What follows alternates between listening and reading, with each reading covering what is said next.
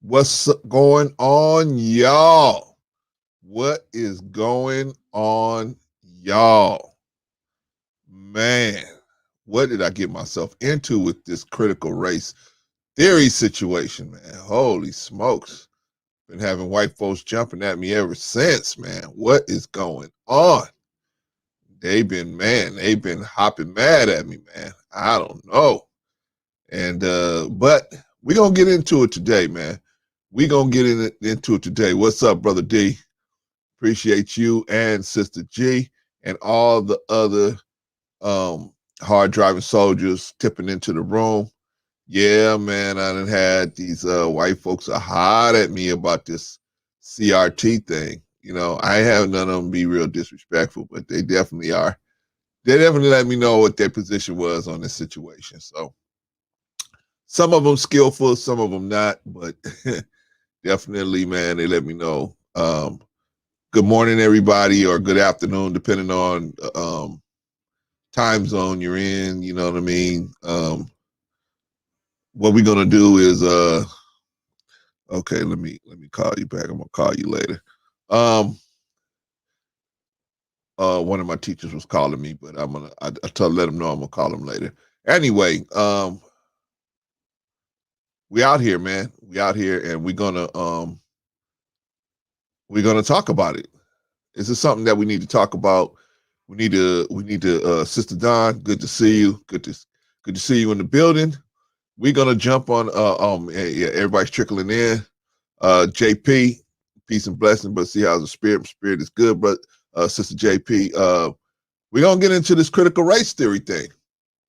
You know, I've already had, like I said, I already had some white folks get at me about it. And you know, I guess I stored up a little hornet's nest. They probably might stop by, but I'm going to give you the information to find out exactly what's going on with this critical race theory. So don't go away, because I have the sister that actually coined the phrase, and we're gonna find out from her what exactly critical race theory is. But y'all know how we do. First, we do what we do. Coming up, we got the news. First, we got the hit parade, the Black History Minute, your money, and then we get into our lead topic, which is the critical race theory discussion. So, without further ado, let's get into our first story. The news. Let's see here. Ex-Raiders player Henry Ruggs expected to face additional charges related to fatal crash. Former Las Vegas Raiders wide receiver Henry Ruggs III is expected to face 3 additional charges related to the fatal crash that killed a woman and her dog Tuesday morning. Las Vegas police said earlier that Ruggs, 22 years old, holy smoke, was already facing a charge of DUI resulting in death. You guys out here that's driving and drinking and driving or whatever, stop it, stop it, stop it. Um, Now, prosecutors intend to also pursue felony charges of DUI resulting in substantial bodily harm and reckless driving resulting in substantially bodily harm, as well as misdemeanor charge of possession of a firearm while under the influence. Holy smoke, man! What else did he have? A pound of cocaine with him? Holy smokes, man! He did everything wrong, right? As of Friday afternoon, court documents show that Ruggs had not been formally charged. According to the newspaper, Clark County District Attorney's Office did not immediately respond to people's request for comment.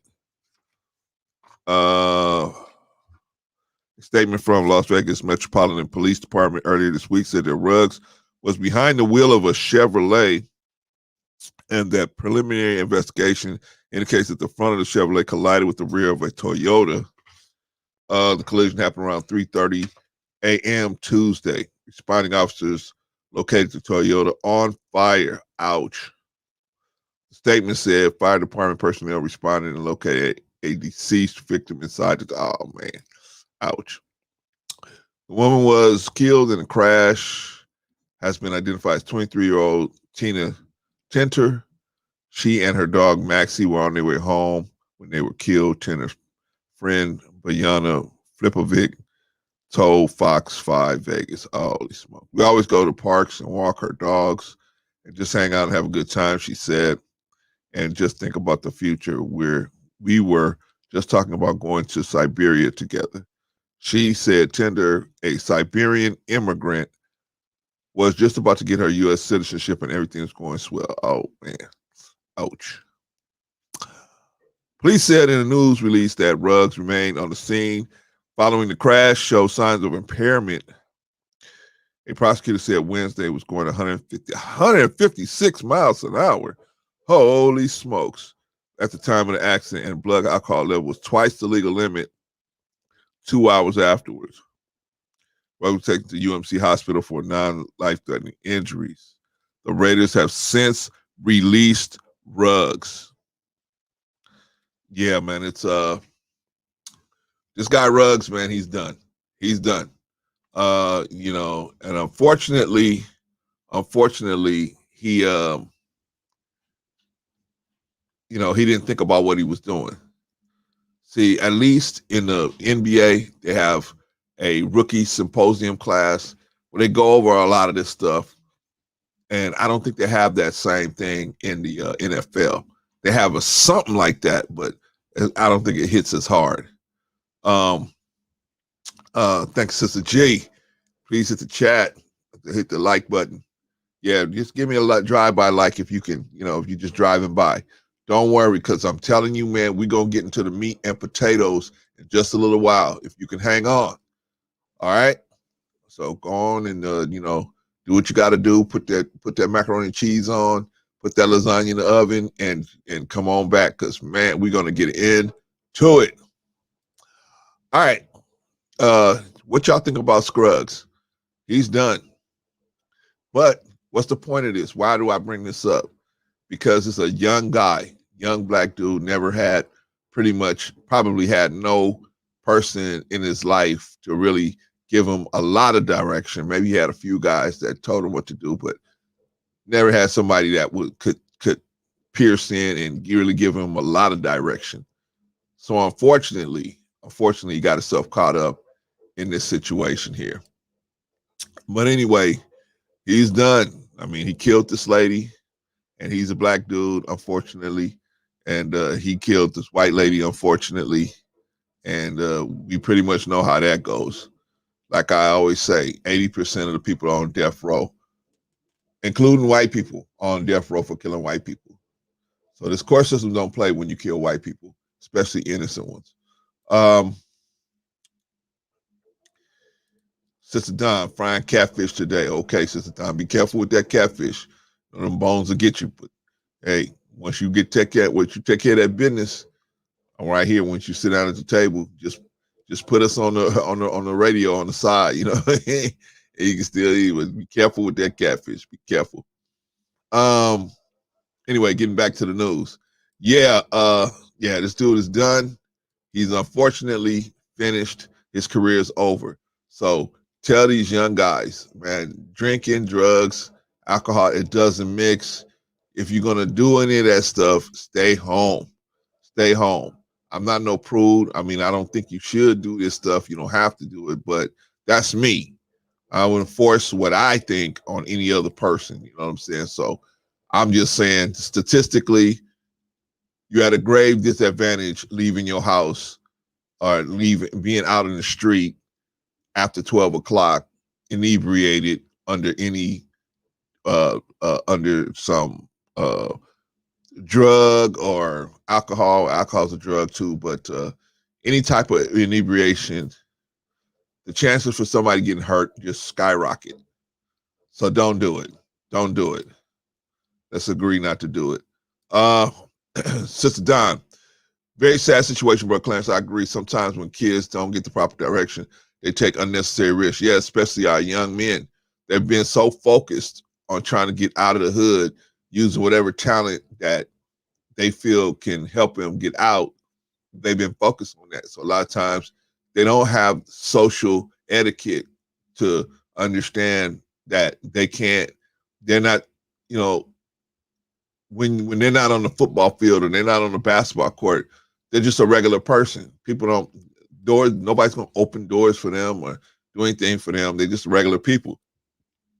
So they miss that because nobody's there to give them those social norms and educate them on how they should behave.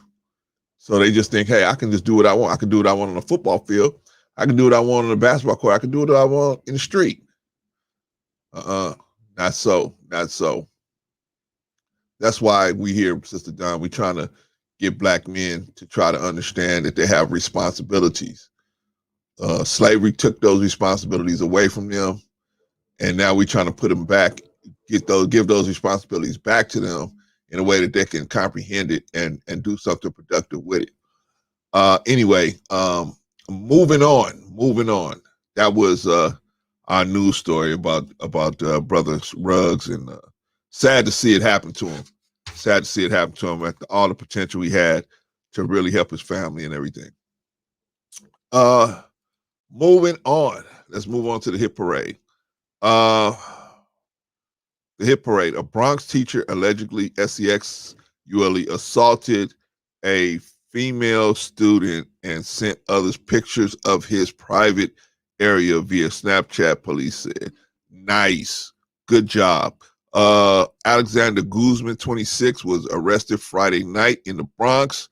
He was charged with 1 count each of forcible touching and SEX misconduct, and 2 counts of harassment, aggravated harassment, and disseminating indecent materials to minors, police said. How stupid can you be, man? How stupid can you be?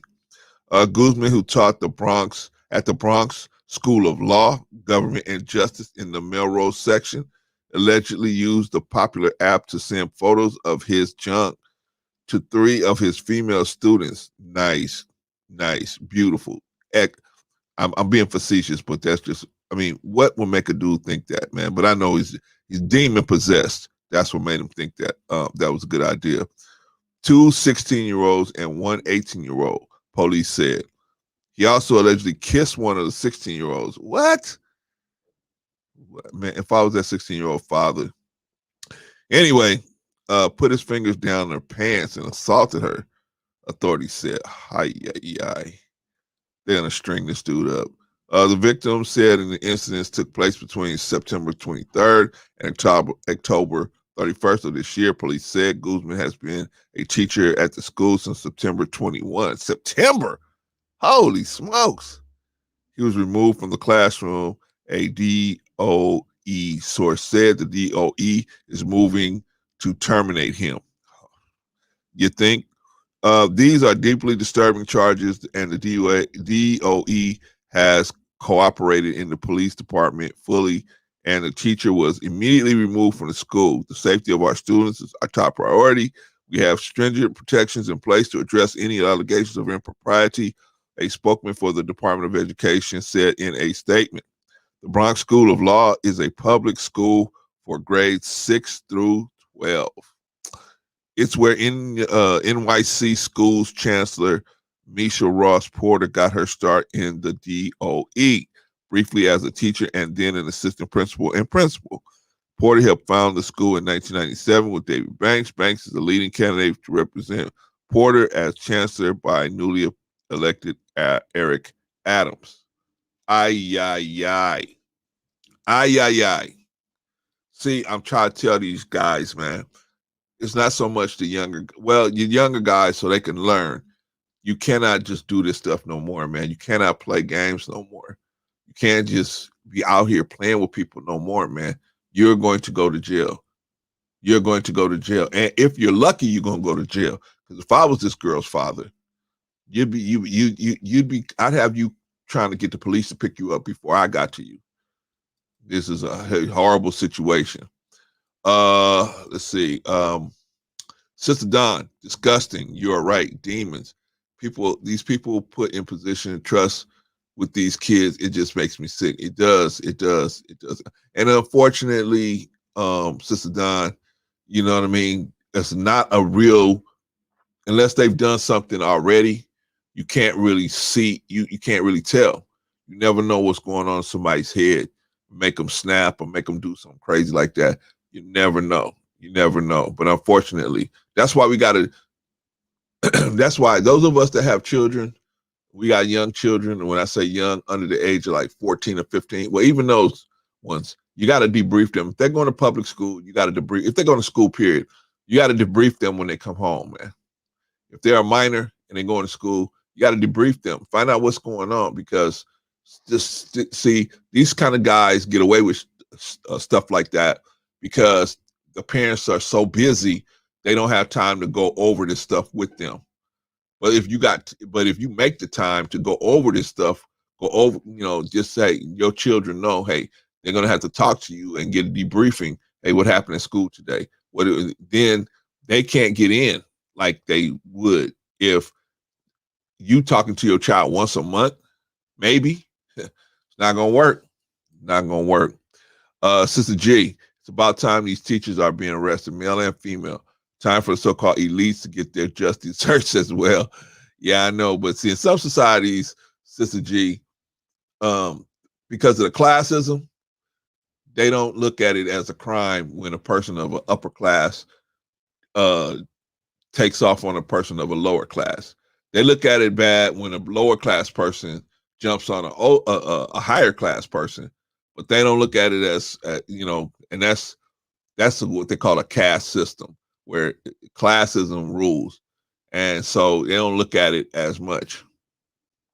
And unfortunately,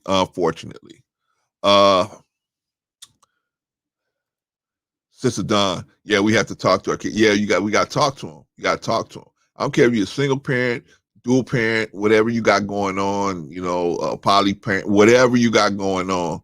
You got to debrief these children. You got to debrief them. You got to bring them in and say, okay, what happened today? And they're going to be like, oh, I want to talk to you about that. I don't care. What happened today? You got to go over it with them, because if you don't, these people are going to step in the gaps and cause problems. Sister G, my family knew I was in their classrooms and PTA. You know what I'm saying? Hey, you gotta do what you gotta do, Sister G. You gotta do what you gotta do. You gotta be there. You gotta, and now some people ain't got the time because they're trying to, they single parent or whatever, and they gotta work, right? So they can't be at those meetings, but you can at least address your child. When you do get home and you do run into them, you address them. You go, hey, come here. Give me 5 minutes. Tell me what happened in school today. Well, the teacher tried to invite me to his house. What? Which teacher? And then you can take it from there, right? But if you don't ask, you won't know. You won't know. Anyway, moving on. We're gonna try to run through it because, man, we got so many different people. We got so many different things we got to do today, y'all. I got another comment. Let's see. Exactly. Let's see. Family meeting. Yeah, you got to pull them in, Sister G. You got to pull them in. You know what I mean? You might be a single mom or single dad, and you working hard, man. And you working 2 or 3 jobs. I understand. I get it, but you still got to make time for that daily check-in, because if you don't, scumbags like this are going to get in there and they're going to get to your child because they know you're not talking to your child. These kind of guys, they interview your child. They interview children to see what's going on, see how much connection they have with the parent, see how much time the parent is actually spending with them. If the parent's not spending that much time with them, they will proceed with their dastardly deeds. So we got to step in there. You dig what I'm saying? You can't let this stuff go on. We got to step in there. Okay, let's get to the Black History Minute. We're at the Black History Minute. We are at the Black History Minute. A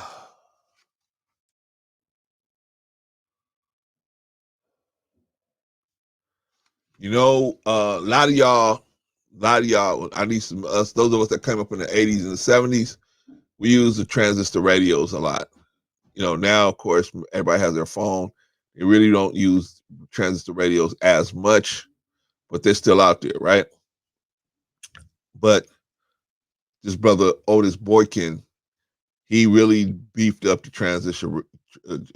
He did a lot with the transistor and transistor parts for radios and TVs and such. Otis Boykin, born August 29th, 1920, was an inventor. Otis Boykin noteworthy inventions include a wire precision resistor and a control unit for the pacemaker, right? Any of you guys got a pacemaker? One of our vice presidents, Dick Cheney, had a pacemaker in. Thank you, Mr. Otis Boykin, for making it so that it will work better. When Mr. Boykin died in 1982, he had 26 patents in his name. Otis Boykin graduated from Fisk College in 1941, took a job with Majestic Radio and TV Corporation. Later worked at P&J Nielsen Research Laboratories, began to invent products on his own, with some of his noteworthy inventions, including a wire precision resistor used in television and radios and a control unit for the pacemaker. Boykin was born August 29, 1920 in Dallas, Texas. After graduating from high school, he attended Fisk College in Nashville, Tennessee, graduated in 1941.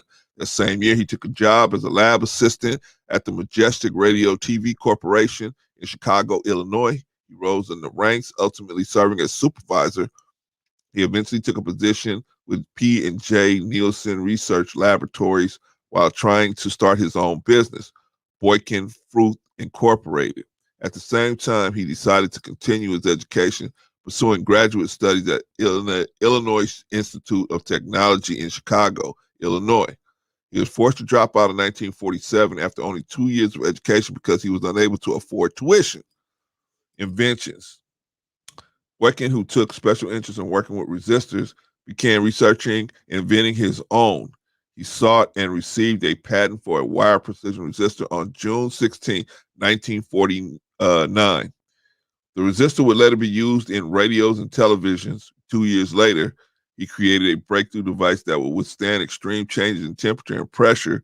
The device, which was cheaper and more reliable than others on the market, came in great demand by the United States military for guided missiles and IBM computers. This is your brother. So anyway, that is Otis Boykin. He not only helped himself, but he helped the country dealing with parts that go into guided missiles, transistors for radios and TVs, pacemaker. The brother did a lot of good work. But like I always say, don't take my word for it. Dig that. Go find out for yourself. Go look it up for yourself. All right? We're moving right along, y'all. We're moving right along. I got another comment. Let's see what we got going on here. Mind Your Own Magic with Sister Hanifa. As always, Sister Hanifa, glad to have you in the building. Peace, Papa Clarence, passing by to say I'm loving the content. Appreciate you, Sister Hanifa. Give me that drive-by like. I know you got things to do. You got to make that lasagna or whatever you got to do. But yeah, give me that drive-by like. I appreciate you, Sister Hanifa. Hopefully you have a chance to come back and join the discussion today because it's going to be a hot one. It's going to be a hot one today. Okay, let's get back to the business, y'all. Let's get back to the business. Let's get into your money. Your money. What did I do? Oh, here we go. The STEM job of the week is a biomedical engineer, a biochemist. Oh man, where did I get biomedical engineer? I don't know, y'all. But let me take that down. Let me see. Biochemist. That's what I'm supposed to have here. I gotta excuse your brother sometimes. I'm not all the way on it. All right. Biochemist. Biochemistry dives into the chemical process of living organisms. In other words, biochemists apply their knowledge of chemicals and perform different chemical techniques and experiments to decipher biological problems. People who thrive on finding solutions to problems and are science-minded are a good fit for this profession. One of those people is Bruce Alberts, who grew up reading Sinclair Lewis' Arrowsmith, a novel about a rags to riches American doctor who makes a great scientific discovery. Everybody in my generation who became a scientist read Arrowsmith. Alberts laughs. It provided an idealistic view of what our future could be like as a scientist. However, similar to the protagonist in the novel, Alberts first set out to be a doctor. Alberts got into Harvard University and started down a pre-med track. He enjoyed the courses, especially physical chemistry, but he loathed the formulaic laboratory portions that accompanied them. He likened these labs more to cooking classes than to science. But one of those boring labs would forever change the course of his career. Okay, well, we're not gonna get into that because we got some real serious situation to get into. Let's get into the nitty-gritty. How much does a biochemist make? Biochemists made a median salary of $94,490 in 2019. The best paid 25% made $132,200 that year, while the lowest paid 25 made $66,550 that year. How to become a biochemist? Biochemists with a bachelor's or a bachelor's and a master's degree may be eligible for entry-level positions in the field. Holy smoke, you need a master's degree for an entry-level position? However, those who have earned PhDs can land the lauded jobs in independent research and development. Earning a postdoctoral research appointment is another good way to grow one's experience and heighten one's chances of landing a good permanent position in the field. Alberts recommends that students get into research labs as soon as possible, preferably in their freshman year, to get some real sense of what a career in biochemistry might look like. Okay, so some of our children are very smart. They know how to do mathematics because they play sports, right? So they have to be able to calculate the speed of the ball, the speed of the other players. They have to calculate. They have to do many calculations. So a lot of them are really good in math. They're just not good in the written math, but they're good in just having their eyes and their brain do the calculations with math. So if we can get them over to translate into the STEM field, they would do well. Anyway, biochemist, is that out of way? Are we talking way out of orbit for one of our children? No, our children are smart and they can pick this stuff up early if we give it to them early. Instead of giving them rap music, and a cup of noodles, let's give them some stuff that can really sink their teeth into, like a good career, and then start teaching them how to deal with their money and pool their resources so that they can have, when they do vote, their vote means something. All right, y'all. Let's get to it. Let's get to the nitty of the gritty.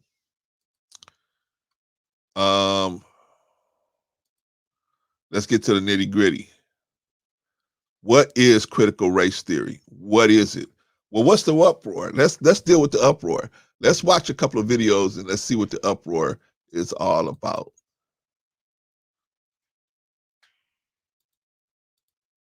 All right. Meanwhile, there are a lot of voters out in Loudoun County, Virginia, and if they were given the chance, they would vote most of the people in the school district, school board leaders out of office if they had their way. Fair use. One of the meetings, and it was chaotic. A couple of people wound up getting arrested, and a couple of people had to be tended to because for medical reasons as well. A lot of the people were objecting to policy 840, which is a transgender policy.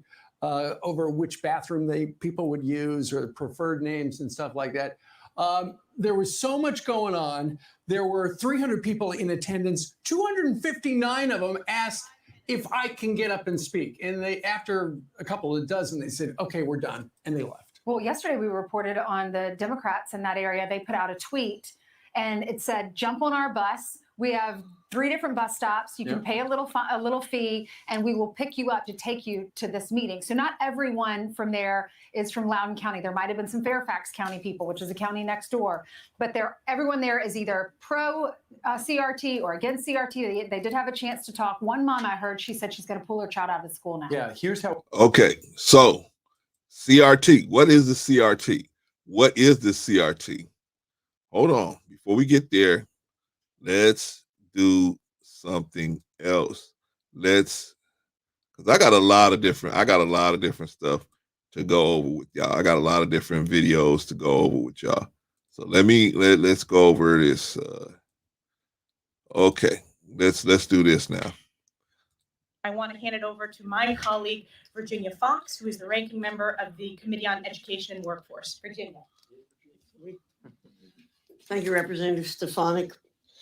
Last night's victory in Virginia proves that the voices of parents matter. It proves that parents will not and cannot be silenced. Education is at the forefront of voters' minds because it matters. It matters what our kids learn in school. It matters what books are in our school libraries. It matters what kids believe about their country. Most importantly, it matters what our kids believe Fair use, they fair are use. capable of achieving. The left has tried to take education out of the hands of parents, local government, and the states for too long. This is our answer to the left's attempt to nationalize education. No. No to leftist indoctrination, no to critical race theory, and no to identity politics. Republicans believe in policies that unite us, not divide us. We know that education is at its best when run locally and when parents have choice. That is what we are fighting for. No child should be denied the opportunity to fulfill his or her potential. It's past time to support student-focused education. Virginia's election proved that school districts no longer have to kowtow to teachers' unions. The days of caving to powerful union bosses is over. The parents have awakened and are ready and willing to fight for their kids. All right, so you see, these people are not playing. These people are not playing. Wait, it gets better. It gets better. It gets better. Don't now. Some of you guys saying, well, what is critical race theory? What is it? How did it come about? I'm about to show you exactly who coined the phrase of critical race theory. Who coined this phrase? Who coined the phrase? Let's talk. Let's talk about it. Some of you may be wondering, what's the deal with the GOP freak out over critical race theory? It's everywhere and was even used as a GOP call to arms at a conservative Christian conference last week. The old Marxism used economics to gain control. The new Marxism uses identity politics. And the result is something that looks nothing like America. There's no reason to believe that this new Marxism will result in anything but what the old Marxism resulted in. Critical race theory is racism, pure and simple. And it should be rejected by every American of every race. And let me tell you right now, critical race theory is bigoted, it is a lie, and it is every bit as Peace, racist Brother Ron. as the Klansmen Peace in to white you. sheets. Okay, but here's the thing. None of this is random. This is the result of a highly manufactured strategy created by seasoned political operatives looking for the perfect wedge issue to take back power. Something to combat the energy of the multiracial coalition that took Georgia, and something to replace Blue Lives Matter, since January 6th exposed that slogan as a sham. Conservatives in Congress took note and started chattering, which was then ingested into the feeder system of Fox News. The tagline disseminated and the war against critical race theory took off. Fair use, fair No one use. wants a boogeyman near their kids, and certainly not in their classrooms. The operatives know this. Those fears got played up And now, along with the fear of trans kids taking over junior high handball, parents are fighting with school boards in cities and towns across the country over curricula that they believe teaches white kids that they are racist. None of this is actually happening. But who cares about a little old thing like the truth when you have the perfect campaign buzzword for 2022? It even has the magic word in it, race. And joining me now is Kimberly Crenshaw, co-founder and executive director of the African American Policy Forum and the legal scholar who coined the term critical race theory. So it is your fault, Madame. I tripped over the curb this morning and I went, critical race theory? Damn you! You tripped me on the curb. It did it. It does everything bad. I mean, and the cicadas, y'all really need to stop with the cicadas critical race theory. That was not nice. We can throw everything in the bag. Everything in the bag. So I just wrote down a few of the notes of what people are calling critical race theory: Marxism, racism, bigoted. Let's start with the Marxism. That's their favorite one. They're using that every single time. And I hate to ask dumb questions, so please don't think that I'm dumb. Is critical race theory Marxism? Look, you know what? Here's the thing, Joy. Critical race theory is not so much a thing. It's a way of looking at a thing. It's a way of looking at race. It's a way of looking at why, after so many decades, centuries, actually, since the emancipation, we have patterns of inequality that are enduring. They are stubborn. And the point of critical race theory originally was to think and talk about how law contributed to the subordinate status of African Americans, of indigenous people, and of an entire group of people who were coming to our shores from Asia. And the point was, quite frankly, to understand the problem in order to intervene in it, to understand why the greatest hopes for our republic were not being realized, even though these hopes were encoded in law. So critical race theory just inherits the beliefs and the hopes of Frederick Douglass, of Martin Luther King, who basically want the law to do for the freed people what the law did for enslavers. And we picked that up in the 70s and 80s after the civil rights movement to say, okay, so now we've had this big civil rights movement. We have all these laws in the books, but things really aren't looking as different as they should if we are really the society that we say we are. So we put about the task of understanding how law wasn't just a neutral referee. Law wasn't always on our side. In fact, law was less on our side than more on our side. And we wanted to tell these stories in order to do better with the promises that are embedded in the Constitution. That's what's in critical race theory. So is critical race theory, is there a K through 12 curriculum that right now is being taught? I'm sorry, I know it's a dumb question, but is there a K through 12 curriculum on critical race theory that's being taught in schools around this country? Well, look, Joy, if it was news to most Americans that critical race theory was in K through 12, it was news to me too. I'm one of the co-authors of one of the few books on critical race theory. I think I would know if we were being taught in K through 12. I mean, basically, critical race theory, classic critical race theory, is a law school course. And it's really, not taught as widely as I would hope it would. Yeah. But here's the deal. This is not about whether anything called critical race theory is in K through 12. What they're calling critical race theory doesn't exist anyway. It is a backlash effort to reverse the racial reckoning unlike any we've seen in our lifetime. And as you pointed out at the beginning, they can't say, we're for racism. They can't say Derek Chauvin should have killed George Floyd with his hand in his pocket, looking like he was completely without a care in the world. They couldn't say that. So they looked around and found a strange sounding theory that they could put all of the grievances and resentments in and mobilize people around this boogeyman. And if our side can't really understand what's going on, it's going to work. It's worked in the past. It worked to end Reconstruction, and it can work to end this reckoning too. And a gentleman named Christopher Rufo, who's very vigorous. Okay. All right, y'all. So basically, y'all see. Wait, let me catch you to the chats, and then I'll break it down. Brother D, equity and diversity explained. what is critical race theory and why is it under attack? By Stephen Sawchuk, May 18, 2021, 10-minute read.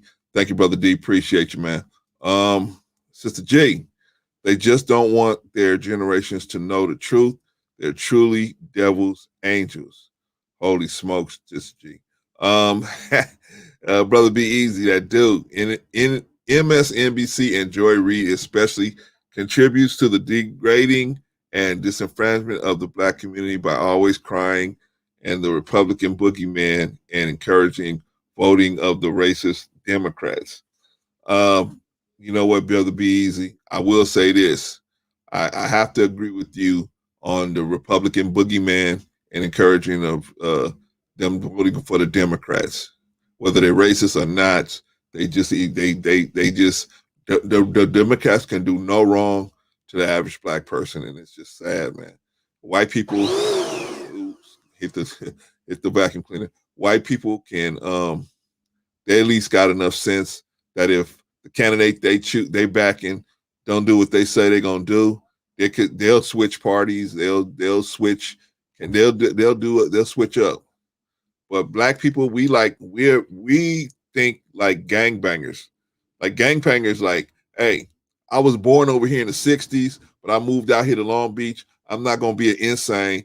I mean, I may be running with the insanes, but I'm always gonna be a 60s. You know what I'm saying? That like Black people just be like, where I was born, that's where I'm from, and that's it.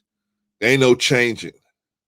No, we got to get above that gangbanging mentality. We got to say the political gangbanging mentality where we say, hey, if you ain't doing what we want, Democrats, we're going to switch to the Republicans. But they racist. I don't care if they racist. If they're going to do what I say they're going to do, if they're going to do what we need done in our community so we can get ahead, we don't care who we voting for. Because white people don't. White people don't care who the candidate is and what the candidate did and they passed. Only Black people are concerned about what they did in the past 20 years ago or whatever. And they say, I'm not going to vote for him. I'm just going to vote for the Democrats. No matter what. No. That's how come they don't have to fight for your vote. And they don't do nothing for you because they know even if they don't do nothing for you, you're still going to vote for the Democrats. Brother Be Easy, teach our kids about STEM. Trying, Brother Be Easy. I'm trying. If you was here earlier, you heard me, man. I was trying to do it. Brother Be Easy. Black people are tribalistic when it comes to these political parties. Yeah, man. I'm telling you, bro. It's like gangbanging. It's like gangbanging. I was a GD when I was living over here. Now I'm over here, and now I'm a P Stone. But you know, but I run with these P Stones. But I'm a GD. I'm always gonna be a GD. I mean. No, I'm around these Republicans, but I'm gonna stay a Democrat. No, we got to get out of this political gangbanging, man. We got to get into the mentality of quid pro quo. You doing for me, I'll do for you if you do for me. That's what it's all about. That's what it's all about. Sister G at Be Easy, STEM, and our true history way before slavery. You got that right, Sister G. We built everything. We taught them how to build, write, eat, cook their food, everything, right? But we don't get no credit for that. Brother Be Easy. Jewish people represent Republican and Democratic parties, but when it's time to vote, party lines will never be above their cultural identity. Absolutely. Absolutely, man. And you know what? They're going to get together and say, hey, the Democrats are going to do this for us. Well, the Republicans are going to do this much more for us. Then we're going to vote Republican. But if the Democrats are going to do more, then they'll vote for the Democrats. The Jews are smart. They don't have no problem switching candidates, switching parties, because they're not taught to, in their mind, see, Black people, we value loyalty so much to that we will stick with a person. But the Jews ain't like that. They value results. What results are you bringing? If you bring in results, then they value those results and they will they will reward you based on the result, based on voting for your party again. Sister Hanifa, we already have critical race theory in reverse in these schools and textbooks that won't tell the truth. We could start with the Thanksgiving foolishness. Yeah, that's a whole nother thing, right? They make that sound like that was a party, right, Sister Hanifa? But but when if you really dig into what actually happened in that situation, holy smokes! I mean, they have a story about a guy named Johnny Appleseed. Johnny Appleseed went around planting all these apple trees all over America, right? But why did Johnny Appleseed have to do that? Why was there even a purpose for a Johnny Appleseed? Because when this is how the Native Americans and the colonizers got into it. This is how they first got into it. So the colonizers would say, we want some apples. So what they would do, they go to a tree, they see a tree full of apples, the colonizers go and chop the tree down. The Native Americans went to them and said, why are you chopping all these trees down? They said, you could just climb up and get the apples, and then there'll be more apples next season. But you chopping all the trees down, there ain't gonna be no apples next season. But the Native American, but the Caucasians didn't care about that. They didn't care. So finally, they chopped so many trees down, just like they basically killed the bison. They just got rid of the bison and the buffalo, but from hunting them down so much. But anyway, chopped all the trees down. You had to have a guy named Johnny Appleseed running around planting apple trees everywhere all over America. But they don't tell you what's behind the Johnny Appleseed. See, that was what was behind the Johnny Appleseed. They kept chopping all the trees down.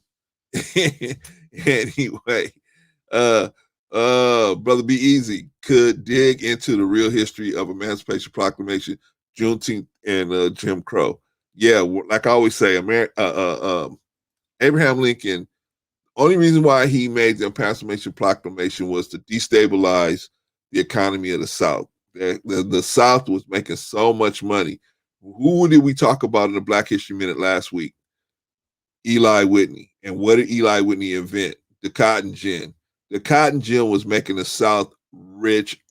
It was like oil rigs all over the South, right? The cotton gin. And when I read that cotton became the #1 export out of the South. So they didn't have to raise taxes. Like whenever the North wants to do something, they got to raise taxes, right? They got to tax their people. The South didn't have to tax nobody. Everybody was on these plantations making a ton of money. So they could just make money and put a pool for money together and go buy weapons and ammunition and all the stuff that they needed. They was getting ready to do some real heinous stuff. But that's just one thing. I'm not even gonna, don't even get me started, Brother Be Easy. Don't even, because we talking about critical race theory today. So don't even get me started on it. Sister G, American made holidays designed to get your money. Yeah, it's a business. It's a business. You're right, Sister G. Sister Hanifa, it was genocide. It's like saying we were invited to slaughter them. This is what happens too many times to count. Why shouldn't our children know about white aggression and terrorism as much as slavery? Okay, let's talk about it. Okay, so now y'all see, and let me put the link out there for y'all, those of y'all that want to talk about it. Okay, so now y'all see that for some reason white folks don't want this history taught. They are trying to say that they don't want critical race theory taught in their schools. But you just heard the lady say that's a first year law student class. So obviously they're not trying to teach these courses in elementary school. They're not teaching. So what are they teaching that the people are calling critical race theory, right? What are they teaching? They're teaching about history, right? They're just teaching about history. But why? Why don't these people want history taught? Because they said that it puts white people in a bad light, and they don't want their children to be feeling guilty for being white, even though they're getting the benefits of the slave trade. Now they're able to access the benefits of that situation.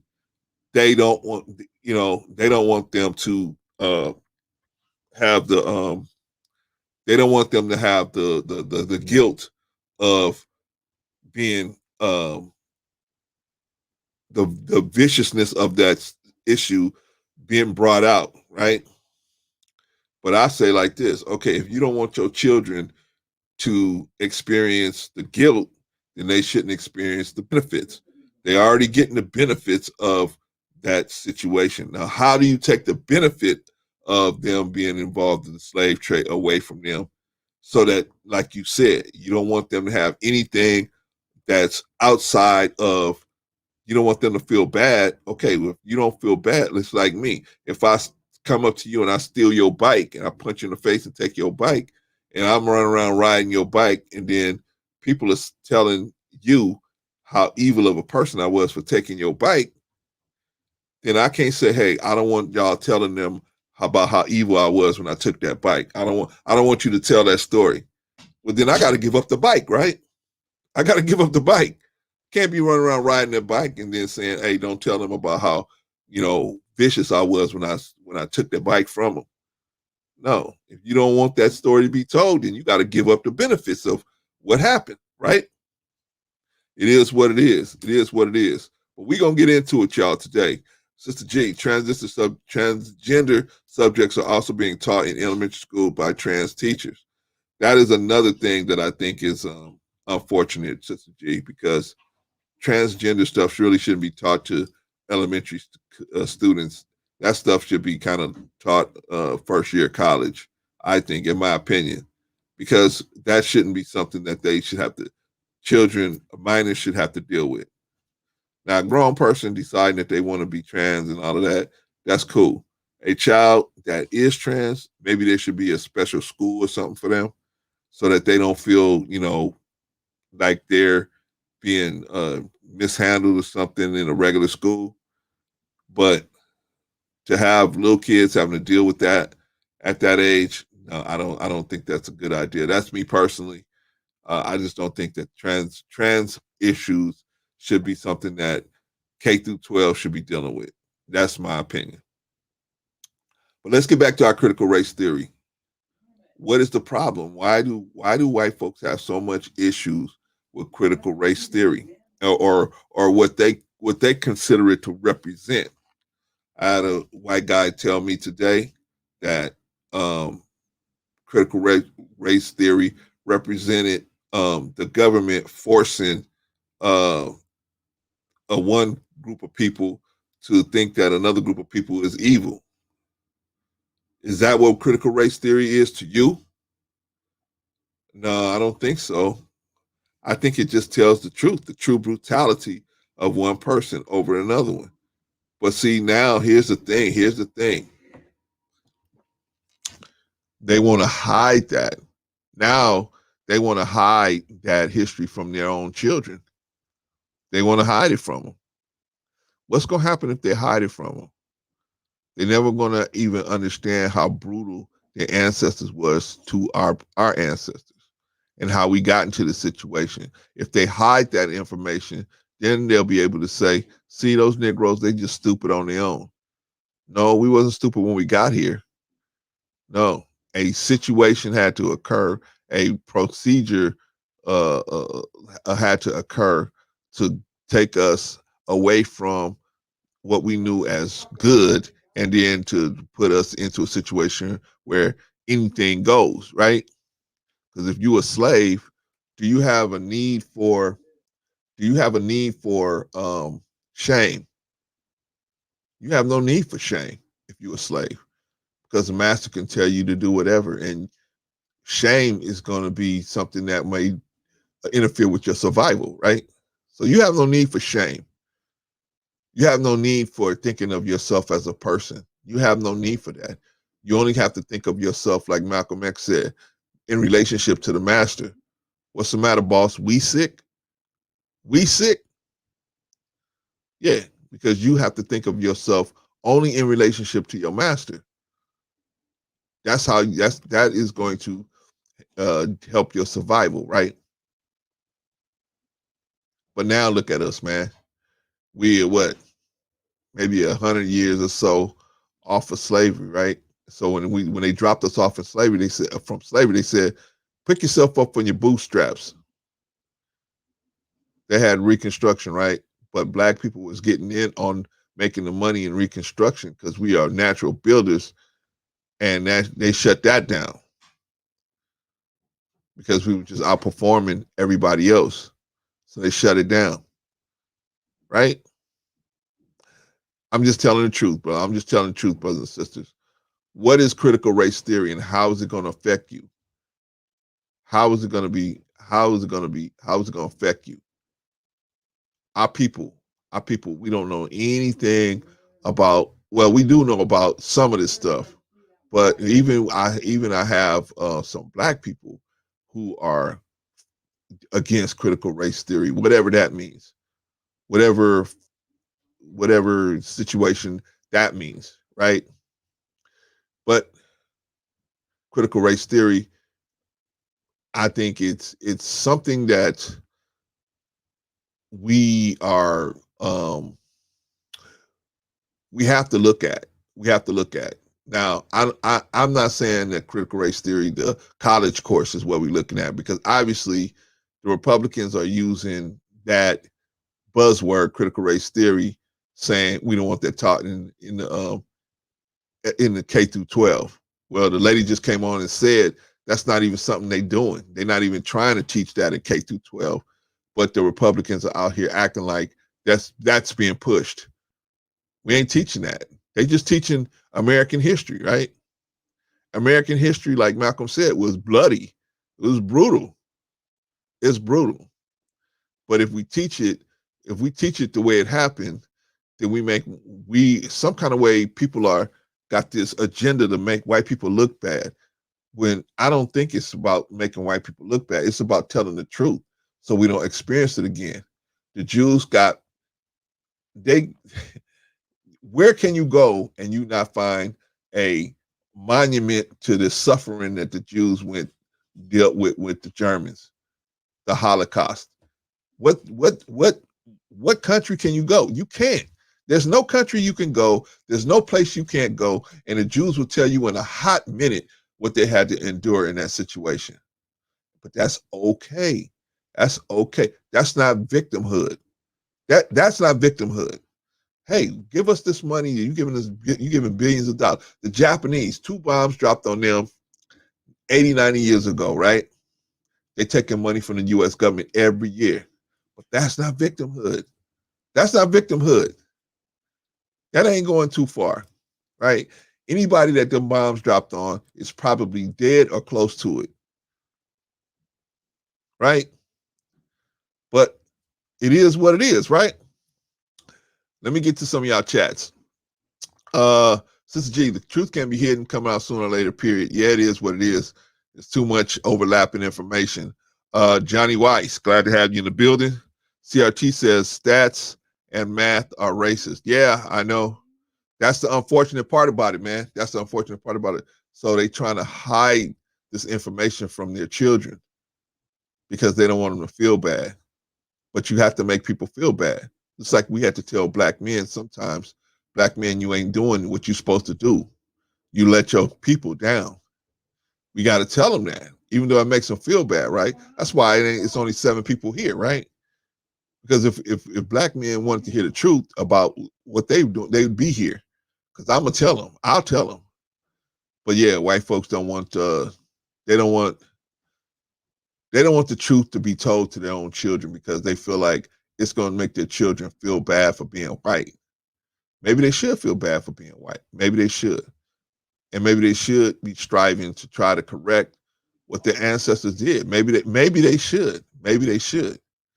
They sure don't have no problem letting the Jews make them feel bad for turning their back on them in the 40s.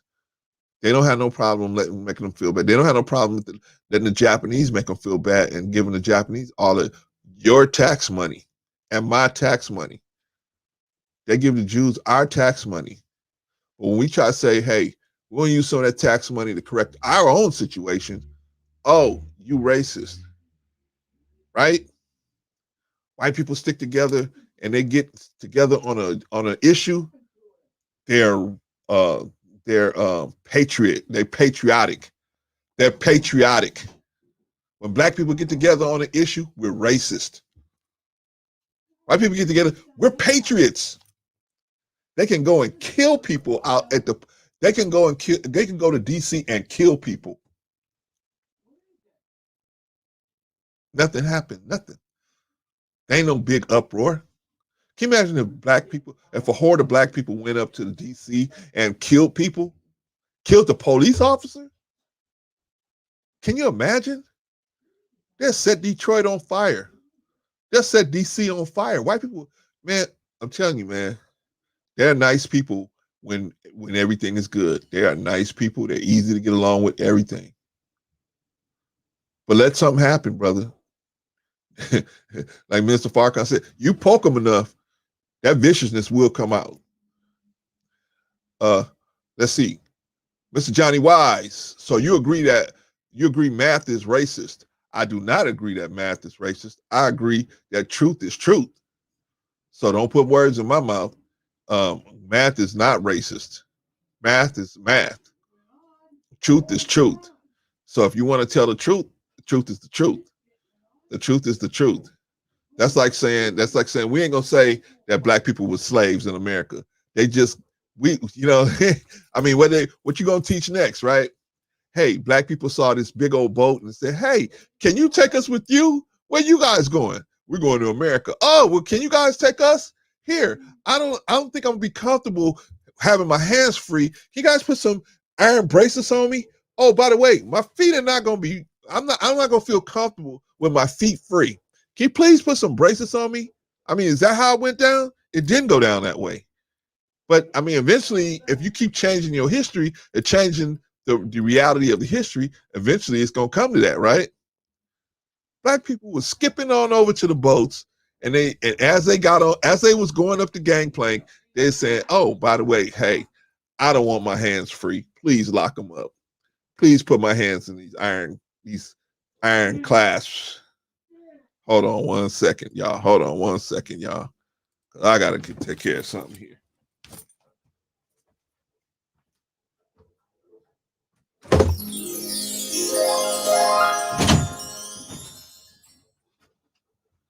All right, y'all. Here we go. Back at it again. All right. Now, yeah. Oh, right. Oh, by the way, I'm going to get on the boat. You mind if I bring my child? Let me bring my children with me on this boat too. And please don't let my children get on this boat and have their hands free and their legs free. Please. That's going to be too comfortable. We need you to clasp our hands together. Is that how it went down? What do you think, Johnny Wise? Do you agree that math is racist? I don't. But maybe you can educate me, Mr. Johnny Wise. Educate me. I put the link out there. You can click on the link. Come on up and tell me. Tell me that math is racist. I don't see it. I see truth is truth. Truth is truth. But if you don't see it that way, let me know. Educate me. You know what I mean? I don't know everything, but I know that the truth is the truth. If the sun is up, the sun is up. If it's not, it's not. That's what I'm saying, man. A lot of these people, man, with this whole CRT argument, what are they going to teach now in K through 12 about history? What are they going to teach? They have one of the videos I was watching where they said they're trying to teach that our founding fathers were racist. They were. What do you mean? They owned slaves. They owned slaves. What do you think they were doing? Is owning slaves racist? I mean, that's about as racist as you can get, right? Owning a slave. Owning a human being, saying, you, human being, I own you. I own you. You are my property. I branded my cows. I branded my horses, and I'm going to brand my Negroes. You got my brand on you, right? See, I'll talk about how they used to brand black people. They branded them. Just like they brand a cow, just like they brand a horse, they branded black people. See, y'all want to hide all that, man. Y'all want to just push that all under the rug, right? But you can't push it all under the rug because the rug is going to pile up so high. People are going to say, what is all that under that rug? And then you're going to have to pull it out. I'm not, and please, Johnny Wise, if you're still around, I probably ran you out of the building talking all that truth. But if you're still around, know that I'm not in my feelings about it or nothing. It's just hilarious to those of us in the Black community because we see what you're doing. We see it. But you saying, no, we're not doing that. We trying to help everybody. How you helping us? You won't even give us reparations that you gave the Japanese. You gave the Japanese reparations. You had them in concentration camps for 4 years. You had us in 400 years of bondage. You told us you was going to give us 40 acres and a mule each. We still don't have that or anything close to that or any kind of reparations close to that. Everything you tried to give us in the 70s and 60s and 70s has now been changed into people of color. So that could be any goddamn body. That's not stuff for Black people. That's stuff for anybody. Anybody could come and say, white people could come up and say, I'm an African American. You got any of you guys know the actress Charlize Theron? She is a bona fide African American. She was born in South Africa. She migrated to America. She is an African American. Right? She can go to any one of these colleges and put down here that her race is African American. She can put down that she's African American. She considers herself an African American. She'd be eligible for any of the benefits your people died and suffered and they're supposed to give to try to correct what they did to you. It is what it is. See, but I say, we as Black people, we got to stop going to white people expecting them to do the right thing. That's where we're going wrong. We're going wrong. You're expecting somebody who has a clear history of not doing things to help you. Oh, maybe they now, because Martin Luther King, they figured that no. Martin Luther King was a popular guy. True indeed. And I'm not saying there's no white folks that want to help us. I'm not, because we all know there's some white people laying in their graves right now because they tried to help us. So we're not saying that. We're saying the majority of them, they're not interested in helping us. They're not. And we should understand that and act accordingly. We can't be sitting out here waiting on people that really, as a group, don't want to help us. As a group. You know what I'm saying? If you meet a white person and they prove themselves that they are a righteous person, then they're a righteous person. You can't hold nothing against them if they prove that they're a righteous person. But if they move with but like Dr. Khaled used to say, if America purports herself to be a country of the majority, and if the majority of white folks really wanted to see us in a better condition, how come they don't do what they need to do to put us in a better condition or help us get to a better condition? Obviously, the majority of them don't feel that way. The majority. Just like in Germany in the 1940s, man, every German didn't want the Jews to suffer what they suffered, right? Every German, but the ones that didn't want it to happen was way weaker than the ones that did. So they were basically ineffective. Basically didn't even have a leg to stand on. Sister G at Johnny Wise, I agree. The stats are biased. Well, that's Sister G. She's telling you stats are biased. I don't know exactly what you're talking about, Johnny Wise. So until you clearly define more of what you're saying, I'm gonna just stand back. I'm gonna stand back. I want you to come on and talk about it and say what you got to say. This ain't about us attacking white people. This is about the truth. The truth. Are you guys going to really stop your children from learning the truth? And if you are, what's going to happen when they get out into the real world and the truth falls in their lap? They're going to have to find out that they were lied to. How is that going to go down? They were lied to because you don't want them to feel bad about something their ancestors did.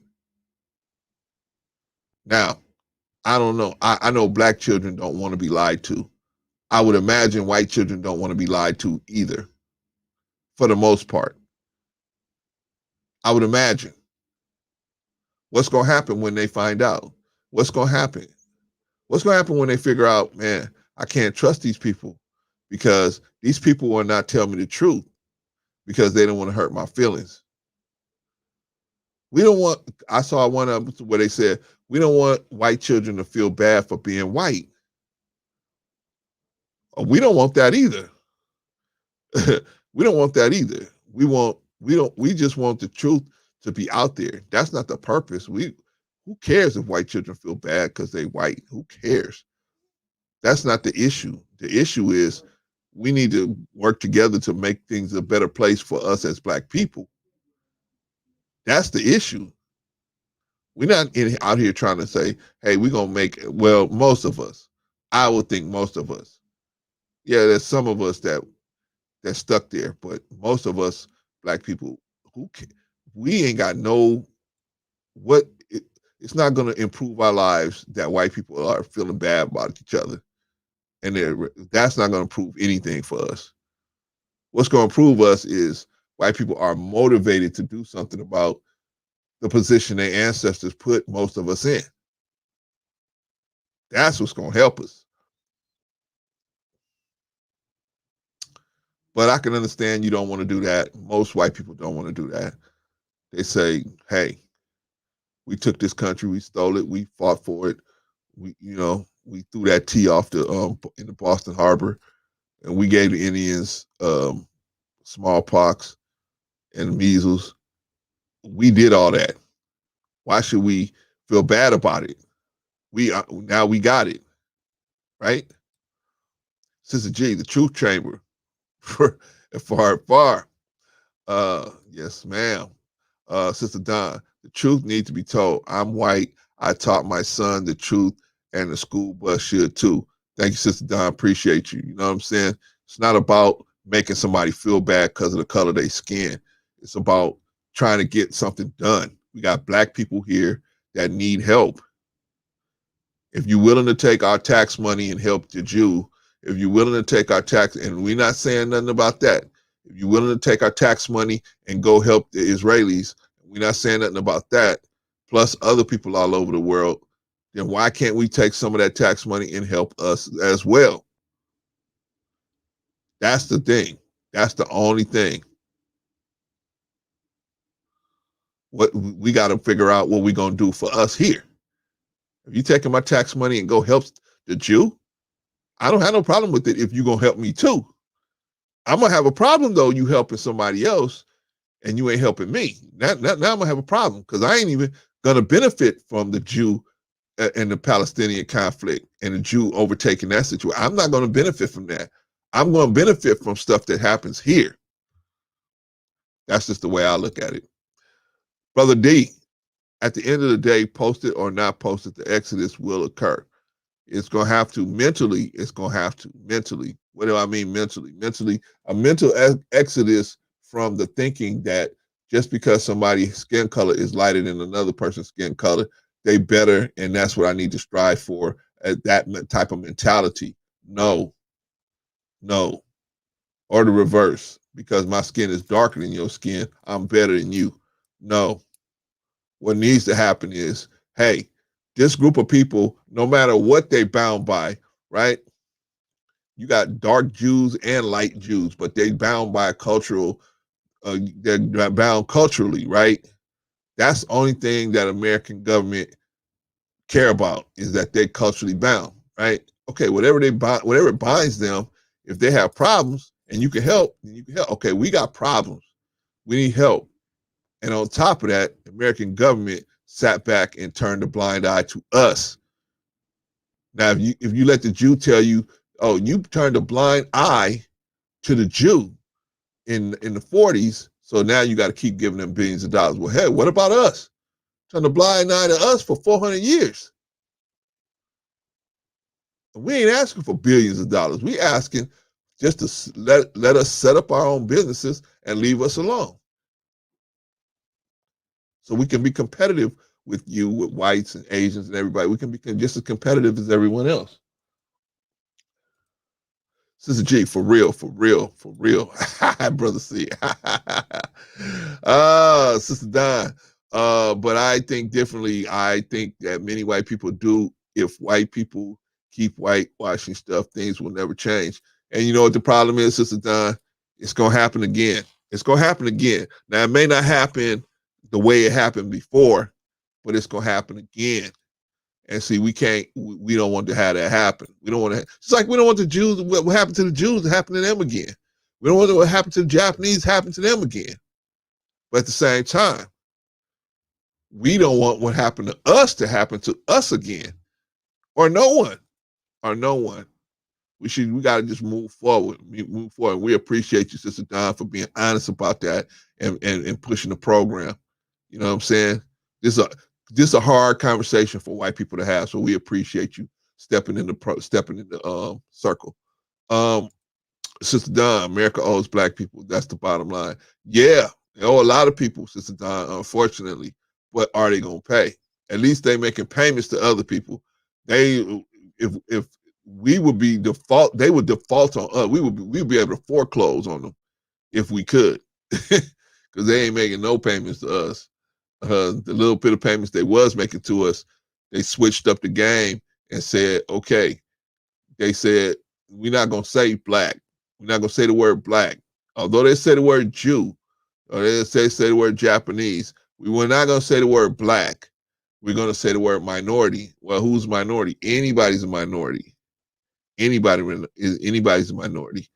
So that unfortunately cuts off a lot of funding for us to do a lot of different things. Should have been just for us. But people see, like I said, people see it as right when white people get together on a specific topic. The white people that went in there and killed that police officer in DC, they call themselves patriots. Even the black people that was out there with them, they call themselves patriots. But I'm telling you, typically when white people get together on a specific purpose to try to do something different with the government, they're called patriots. Black people are called racist. And that's unfortunate. Sister Don, until it's made right, things will never change. Yeah, we see, that's the thing, Sister Don. It's hard because you're having these conversations with white folks, man, and most of them don't see it that way. I mean, you know, and some of them do, but the ones that do, like yourself, you know what I mean? If you was to go into one of these parent meetings, you as a white person go into one of these parent meetings where these white people were having this conversation about not teaching they would eat you alive. They would have you for lunch. And that's unfortunate. That's unfortunate.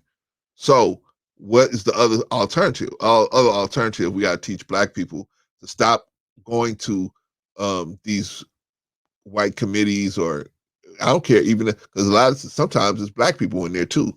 Just going to these places where they don't want to see this history taught, and we're gonna have to start teaching our own children this history, because eventually they're gonna pull it out, right?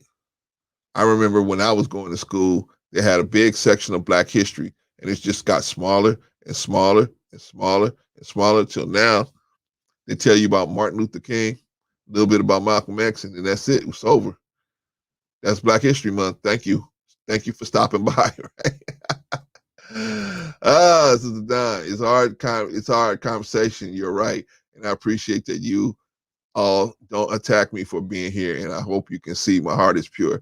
I see that, Sister Don. You know what I'm saying? I mean, Everybody's not everything. Like I told you, I was almost dead, and you know, 2 white people saved my life.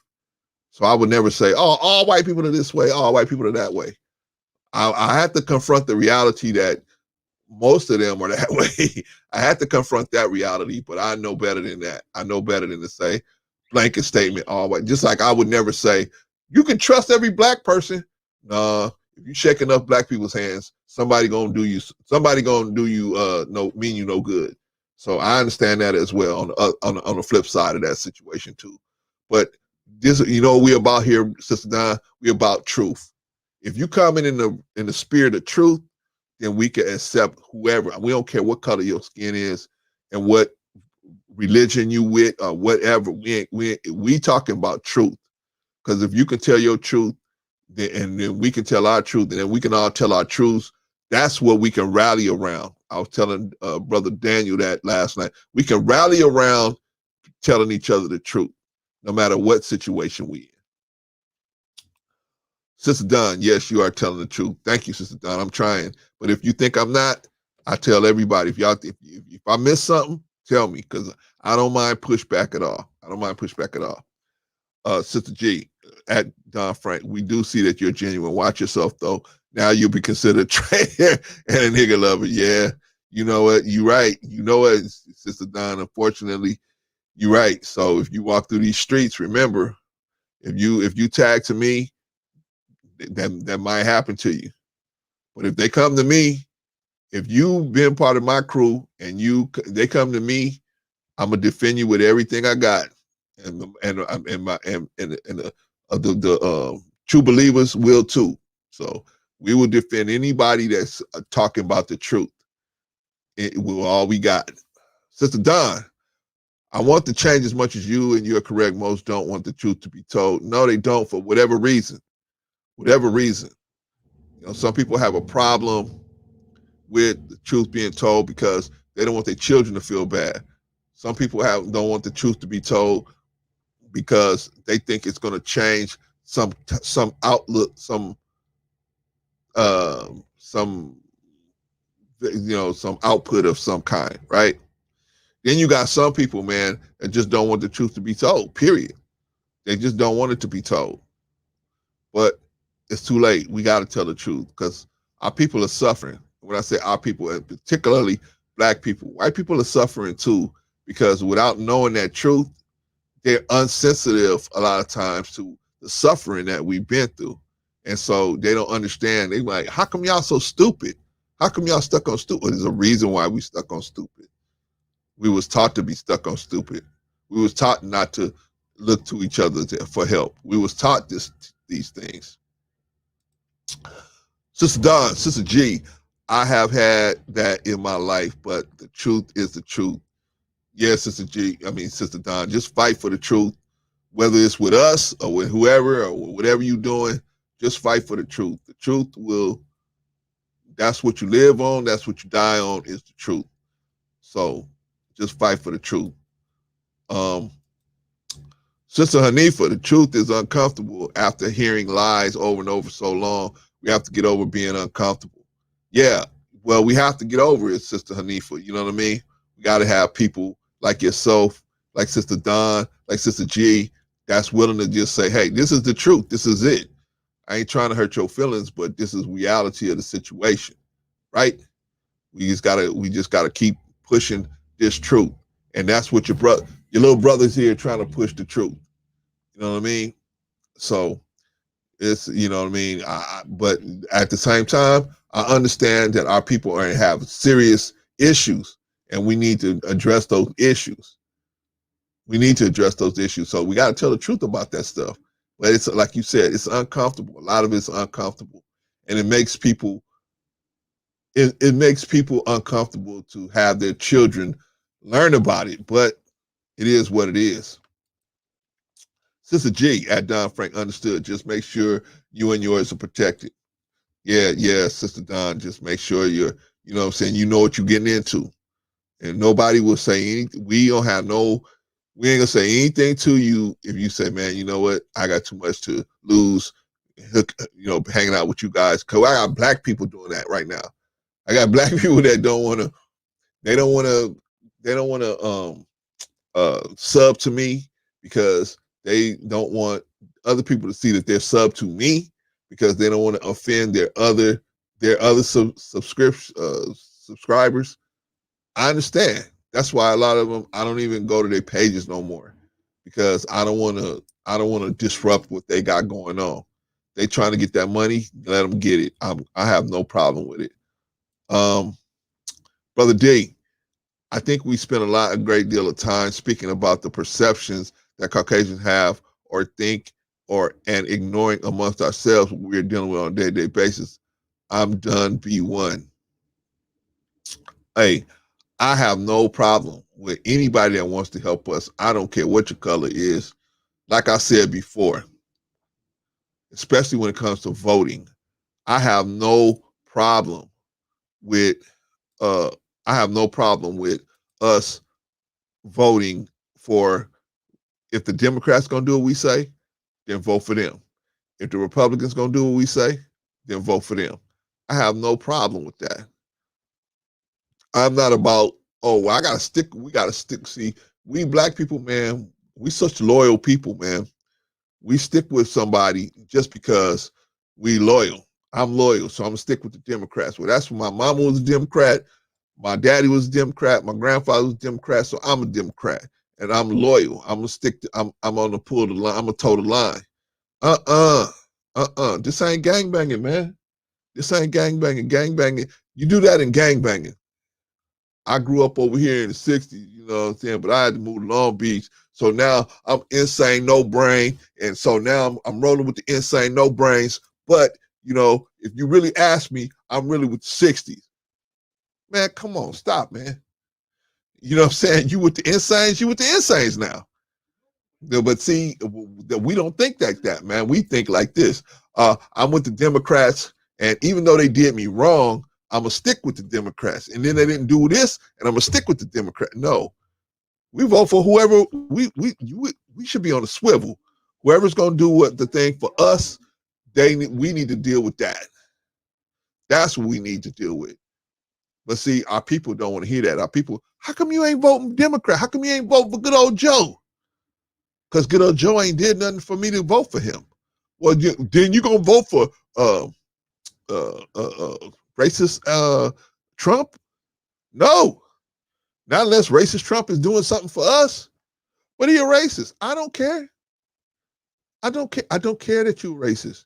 You can be a racist on your time. But on my time, you gonna fix that bridge? You gonna fix that road? Okay, then cool. But you ain't gonna be no racist on you. You just can't be a racist on my time. Be a racist on your time. You got a TV show that you working on and all that. Okay, go do your TV show. But you ain't gonna be a racist on my time. And if you doing what I'm saying doing, if you doing what I asked you to do, then I'll vote for you. I don't care what you're doing on your time. Because white people, that's how they vote. They don't worry about what you're doing on your time. They worry about what you're doing on their time. We're missing the boat on that. Sister Hanifa, black people are also willing, have to also be willing to hear about ourselves. We're not completely innocent of all this. You're right, Sister Hanifa. That's the ugly truth about that. We can tighten up in many areas. You're right about that. You're right about that. It's so easy for us to throw rocks at white people. It's so easy for us to do that. But in reality, we got to tighten up a lot of stuff, especially the men, especially black men. You're right about that, Sister Hanifa. Sister G and Brother C, most can't handle the truth. You're right. You're right. It's hard. It's a hard pill to swallow. Depending on what side of the truth you're on, it's a hard pill to swallow. It's a hard pill to swallow. But see, it's so easy for us as black people. We just throw everything at white people. It's white people's fault. They racist. They this, that. But we don't, as men, black men, we don't take accountability to the situation a lot of times. We just sit back and say, well, it's their fault. True, they got a lot to do with it, but we got a lot to do too. We got a lot to do too. We got a lot of responsibility to accept and fix as black men. True indeed. Brother D, I totally agree with you on voting, but as I've said before, Bring a real agenda and your wallet, because politics is financially motivated operation, and we don't bring the bag and just the request. That's what that's what me and remember I did the show with E Black, and I tried to explain to him that politics is American politics is a quid pro quo system. Quid pro quo. Brother Be Easy spelled that out for me. Quid pro quo system, where one hand wash the other hand. You do for me, I do for you. But see, you need, Brother D, you need two things to actually have your vote work. You need two things.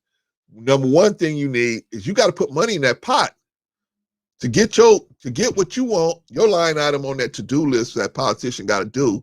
You got to put money into the pot. The Asian put $10 million in the pot. The Italians put 10 million. The Jews put 40 million. Whatever. I'm just throwing numbers out. But in the form of a political action committee, they will say, we got this. We're going to put this money in the pot for your campaign.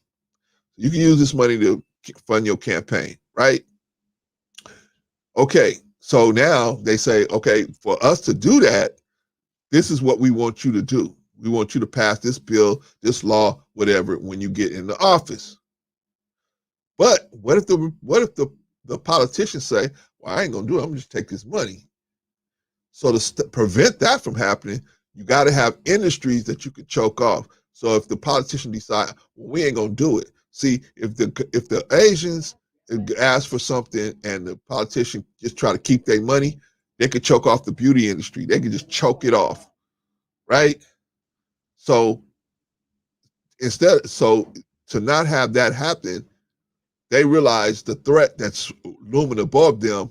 Like in Islam, they have what they call a sword over their head, and if you tell a lie, that sword falls down, chop your head. Okay, well, that's the sword over their head. That's the sword over their head, is the fact that you got an industry you could choke off.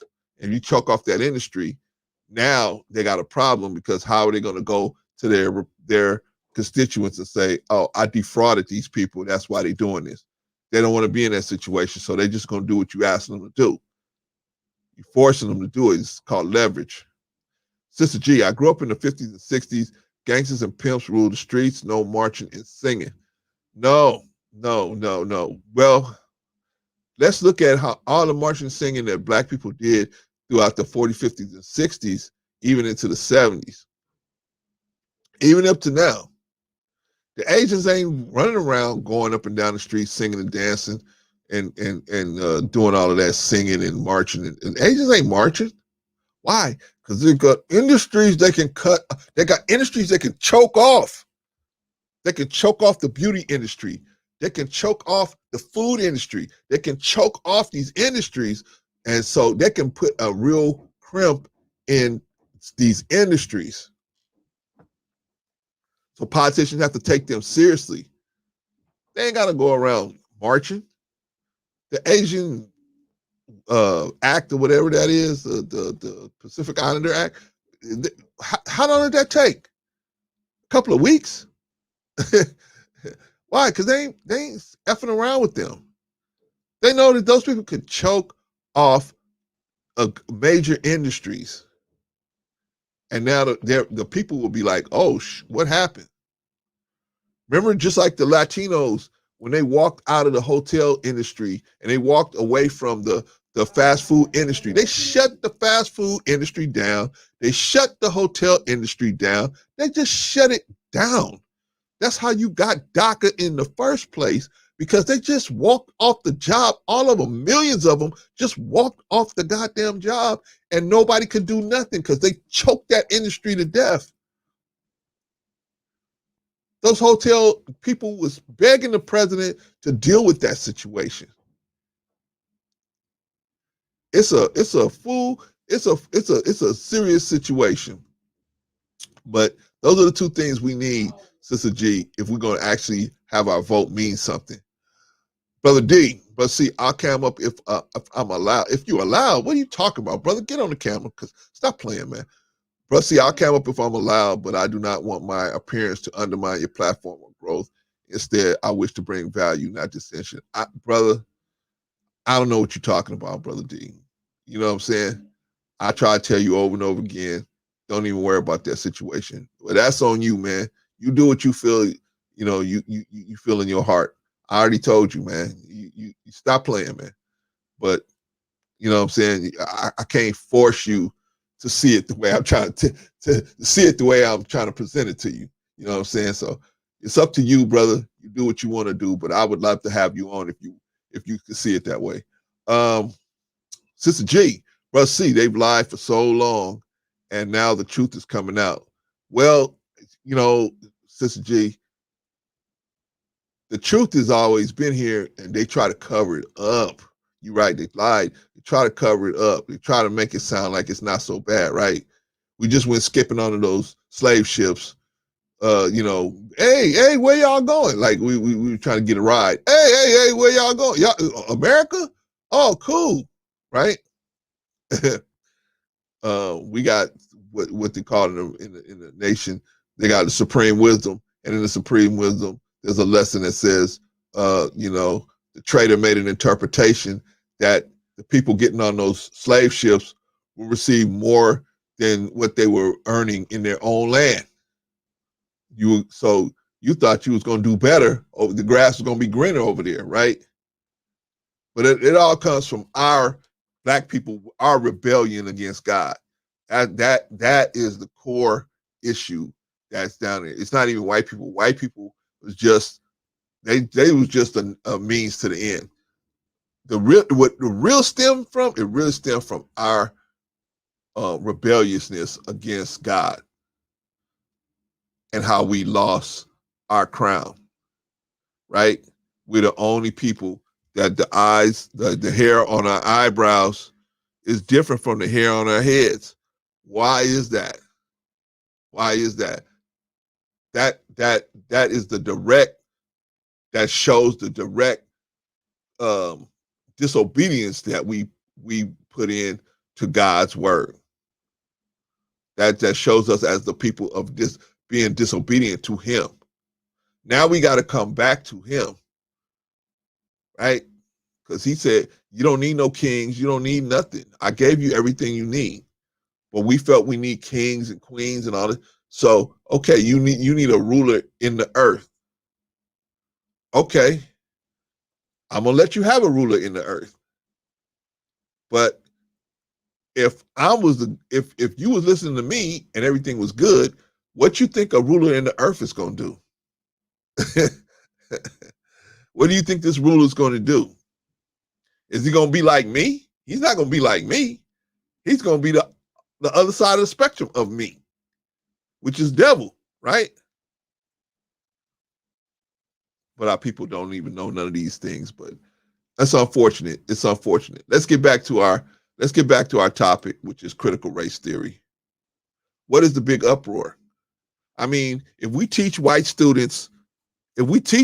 young white students about their own history and what their people did to black people, what's the problem?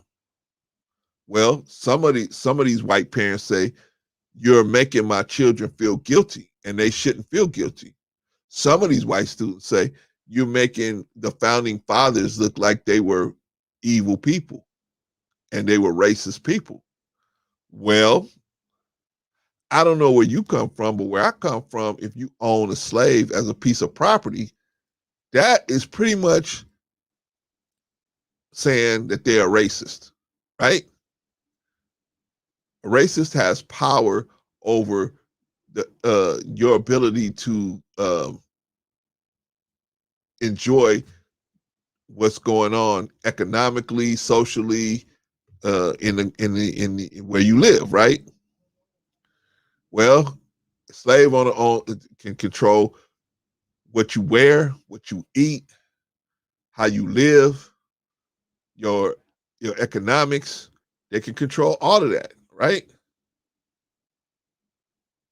But if you teach that white people were slave owners, then our children are going to feel guilty. So what?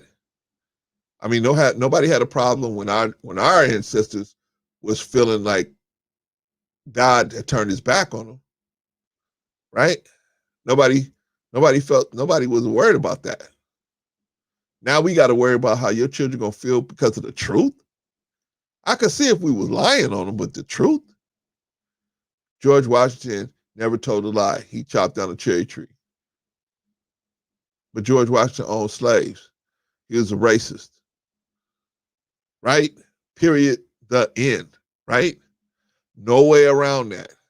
And if any of you guys out there listening to me, you want to turn it around and say, oh, well, that wasn't a good, it was a good thing.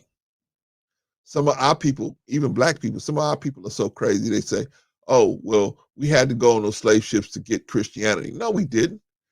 Christianity was in Africa already. So what are you talking about? We didn't have to come over here to get Christianity. Brother D, can you hear me? And if any of you guys out there listening to me, you want to turn it around and say, oh, well, you got to turn that, you got to turn your YouTube off, Brother D. It was a good thing. You got to turn your YouTube off. Even black people, some of our people are so crazy. They say, oh, or kill the volume on it or whatever. I need to knock this YouTube down. Africa already. What are you talking about? We didn't have to come. There you go. Can you hear me, brother? My brother, I hope you can hear me. I can hear you. Sound perfect. Sound perfect, brother. All right, Brother D, I got you up here, man. And we've been talking about the CRT or this business that they're trying to make it like it's CRT. In other words, they use this critical race theory buzzword to say they don't, and what it is actually U.S. history, right? But they saying CRT. Now I played the video where the lady that actually coined the term said critical race theory is a first-year law class. So it's not even in K through 12, but you got all these parents, they're against critical race theory being taught in their classrooms. But the lady said they're not doing that, right? Right? It's not even something they're doing. But they're using it as a buzzword for U.S. history, right? That's what it looks like to me. What is your opinion on what all is going on with this critical race theory, man?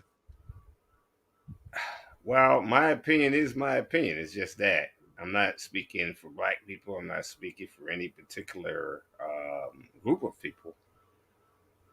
My thought pattern is they're basically trying to erase and dismay the actual history that has occurred, and they're trying to replace it with their newfangled, critical race theory. Did you hear them talking about that 3 years ago? No. No. Why is it important now? Because it's a political situation. It's political. Yeah. But a lot of people are homeschooling their kids right now because they're getting sick and tired of their kids being poisoned with non-history. Because right now, the only thing they're teaching us is that we were slaves and we contributed nothing to the U.S. economy or the global economy. But what do every night, every time you go on, you talk about black history. Right. That's not being taught in class. Right. That's disturbing. Yeah. They want us to be slaves, and they're kind of sort of saying they ain't have anything to do with it. They're actually telling them that we're indentured servants. We volunteers. Yeah. Come over here and really? Yeah. Hey, you guys look like you guys having a party on that boat. Can we get on? Oh, okay. Yeah, let us on. So like I said, brother, I didn't want to come on your show and start talking real talk. Man, stop it, your man. Clients and your Stop it, brother. Stop it. I didn't want to do that, man. Just come on and speak your mind, brother, because they ain't gonna make a good show if we sit here agreeing with each other all through the thing, man. Your wife said all truth that brother C. Yeah, we trying, Sister G. Sister Hanifa. Great point. It is political. Yeah, it is political. Yeah, I mean that's what it really boils down to. When you get to the brass tacks of it, It's political. They're trying to rally trying to find anything to rally their constituent base on to try to actually pull Trump in, because Trump is gonna be like Matt Dillon in the, you watch the show Gunsmoke. Right. The problem gets for 45 to 50 minutes is a serious problem, and then the last 10 minutes, here comes Matt Dillon riding in to fix everything, right? So Trump is going to be the guy that comes in and fix all of this stuff in a year or so. That's what's going to happen. He's going to swoop down like Tarzan, and in the Black Africa, and fix everything, right? But my question to you is, Brother D, what are they going to replace the real history with? You said they're going to say we were indentured servants. How are they going to frame this thing? Like,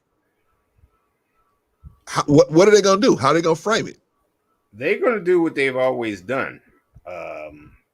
And I have to be very careful how I talk. Come on, I'm man. Stop that, man. Come on, stop that, man. Come on, man. Come on with it. They don't like facts, because when you start talking about facts and in regards to them, then they get a little apprehensive and they have a problem with that. Right. And now they're trying to change the story. It's not his story. It's his story. Right. Right. So he wants to change the dynamic as to what it is that our children are being taught. And I have a lot of friends of mine that are self-teaching their children because of this. You know what I mean? They don't want their children to be poisoned generation after generation by his story and obliterating what the actual history was and how we came about. Because if we really want to get into it, they didn't even exist. We were already here. Right.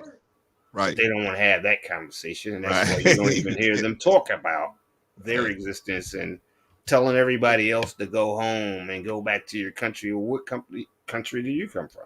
Right. Where's your place of origin? Is it the lab? Good question. Good question. The lab? You only been around here 6,100 years. So, and we've been around for millions. So where did you come from? Where's your original country? Why do you have 3 DNA in a blade of grass and everything else has 2 DNA? That's a whole nother conversation. That's a whole nother conversation, man. I didn't want to get into that. Conversation. We're going to get into this critical race theory. Sister Hanifa, yes, that's what they're saying now. The mess is laughable and offensive. Indentured service providing a voluntary service. Yeah. You guys going to America? Oh, you are? Can we come aboard the ship? Okay, yeah, let us come up, please. We begging them to come on, right? But it's like the love boat. As you're seeing, they're having the buffer classes that are supposed to be our replacements. They're bringing the Mexicans over with no problem. Okay, right. The Afghans, they're bringing them over with no problem. And they're giving them money. They're putting them in housing. And you saw, maybe you did or maybe you didn't. Maybe you saw Border Patrol running around like slave soldiers. Yeah. Chasing them back across the border. What did they used to call those people that used to catch slaves? They were called police. Police, but they called overseers, right? The overseers, like they would come and run around. But you're right, the name actually grafted into police, right? They will walk up and deputize any redneck or excuse me, I'm sorry. Don't want to get. Just speak your mind, brothers. Just speak your mind. Don't worry about that. Just speak your mind. They would deputize people. Okay. No police training, no nothing. As long as you got a gun and a horse. Right. They put a badge on you and say, go out here and get these runaways. Yeah. It's a bounty on this Negro. And I'm sorry that I'm part of one of those organizations that, but I'm not running around collecting slaves. But that was the original purpose of slave collecting. Yeah. They came out with police, and then shortly thereafter they came out with the IRS, and after the IRS they came out with the FBI, and I can go on and on and on. But and I can go into history as to why all these organizations were started and created, but that's a whole nother situation. A lot of people just think that they're supposed to be there. The Federal Reserve is not a federal organization. That's a whole nother thing. That's a whole. We go. One day we're gonna do the IRS and the Federal Reserve, man. That's we're gonna open a whole bunch of eyes on that one. Trying to stay on topic, brother. Let's stay on the topic. Sister Glenda, we weren't servants before slavery, but that's their narrative, their lie. Yeah, brother. Sister G, you're right. We weren't servants before slavery. Well, I will say it this way. We weren't considered property. If in a war, now in Africa, slavery was a mercy. It was a merciful situation because if one tribe beat another tribe and then they found women and children and old men hiding under chairs and tables, they wouldn't just execute them all. They would absorb them into the tribe and say, if you're willing to work hard and show your loyalty to our tribe, then you will have your freedom at some point, right? Like Joseph, you'll have your freedom at some point if you're willing to play ball with the program, if you're willing to show that you can bring some value to our, what we're doing here. But there was a pope that was given some slaves that was gotten in a war. He was given some slaves. And once the other white people saw that, they said, oh, these people are raised to be like this. No, they didn't know that. No, you got to catch them. You got to educate them. You got to break their will. And then they be ready to and teach them how to be a slave. And then even then, some of them ain't going to be willing to do it. You know what I mean? But go ahead, brother. We're both Islamic, so we kind of have sir. a lot of the history that a lot of people do not know, and it's a lot of people don't. As we're speaking right now, a lot of people don't know. They didn't just run over there and snatch up a bunch of black folks and bring them over as slaves. It took them 68 years of doing that. 64. They do. Yeah. They went and got some Spaniards and they started advertising globally and saying, guess what? We can show you how you can be very wealthy with this slave trade. And then everybody started coming in. And that's why the ships start coming in more and more, and they were more weaponized and things of that nature. So, but during the whole period of time, we already had commerce. We already had global economics with other countries before they even came over. And when the Europeans came over, basically they were kicked out of the country. So basically these guys were criminals. And they said, unless you can find a new land, unless you can find something of level of value, do not come back to this country. And that's why they were out there in the first place looking for the new land. And they found out a couple lands that they landed on. And then they wind up in America. They were looking for a whole nother country. I'm not going to get into that. But you do understand the knowledge of that. I can't even hear you now, brother. I turned off my mic, man. Yeah, because they're doing some work in here and they're making a whole bunch of noise. So I turned it off. Okay. But yeah, man, but you're right. You're right. But there's a lot of history that, we don't know. Like white people would teach each other their history. I mean, they teach their history all the way back to England, all the way back to the German nomads, the Roman Empire, the Greek Empire. They teach their history all the way back to that. We are some kind of way racist for wanting to teach our history as it goes back and back and back and back to our land in Africa and beyond that. And to me, that's crazy how they want to do that. It's like I was talking this morning to this dude, man, and I'm just assuming the guy was a white guy. He was saying that critical race theory teaches that one person, it teaches victimhood. It teaches victimhood and it supports victimhood. And it supports going after the person who created the victim, right? And what I said to him was, hey, but what about the Jew? Is the Jew a victim? The Jew gets money every year from us. And our tax dollars are going to pay to give to the Jew. Same thing with the Japanese. Bombs got dropped on there 90 years ago. Our tax dollars are still going over to Japan. So are these people victims? Are you saying that they're victims? And so, Well, he said you're throwing a red herring out there.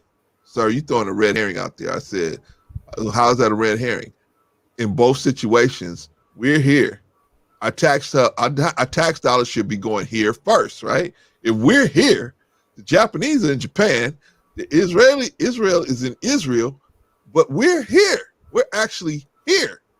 And we don't got no tax dollars. We're watching our tax dollars fly to Japan and fly to Israel, which we have no problem with if our tax dollars are helping here first.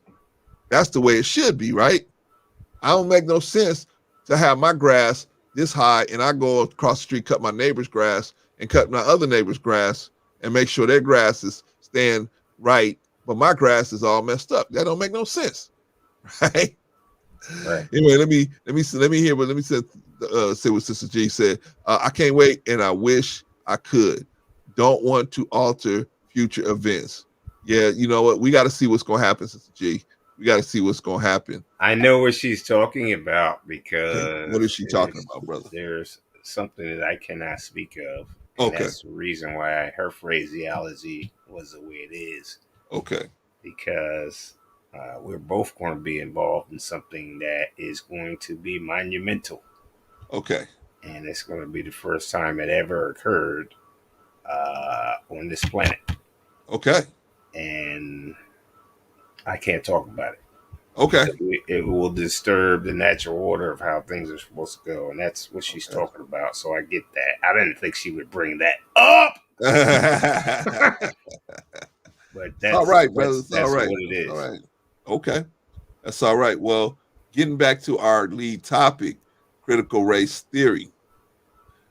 Do you think that white children getting taught about just U.S. history, which obviously includes the slave trade, do you think that's a bad thing? And do you think the purpose of that is to make white kids feel bad? I don't think anybody thought that, because when we were growing up, I mean, they were very minuscule about how they taught that even when we were growing up. You know what I mean? They taught Black history, but like I said, they always made it seem like we were just slaves and that's all we contributed. But like I said, every time you do a program, you bring up local news, nationwide news, and you bring up Black folks that have contributed. That is never taught. Right. It's not taught in college. It's not taught elementary. It's not. We're just slaves. Right. Now they're trying to change the dynamic and say we're indentured servants and all this other stuff. What the hell? Does anybody even know what an indentured servant is? I mean, they taught that when we were going to school, but we obviously knew that these were people that volunteered because they had debts to pay, and they became indentured servants. But that wasn't our case. We got kidnapped from our homeland and brought and scattered all over the United States, and other people joined in. Right. They got their wealth, and everything that you see today came from the backs of us. Right. That's what they don't want to teach. Right. And they don't want their children learning. Why? Why not? They don't want to seem like bad people. They don't want to seem like they are who they are. So the easiest. Where do you think they came up with the term of book burning? What did they do? They went around and tore up and pillaged villages, and the first thing they did was burn the knowledge of the people that were there. They tore up all their pottery, and they took everything that was of value, which was usually in them days gold, silver, precious stones. Right. And this is why they're in South Africa right now, and they controlling the mines. You've already seen, maybe you have, maybe you haven't, Blood Diamond, talking about the gold, the diamond mines. And Africa is one of the most mineral-rich countries in the world. And this is where we come from. This is where everybody comes.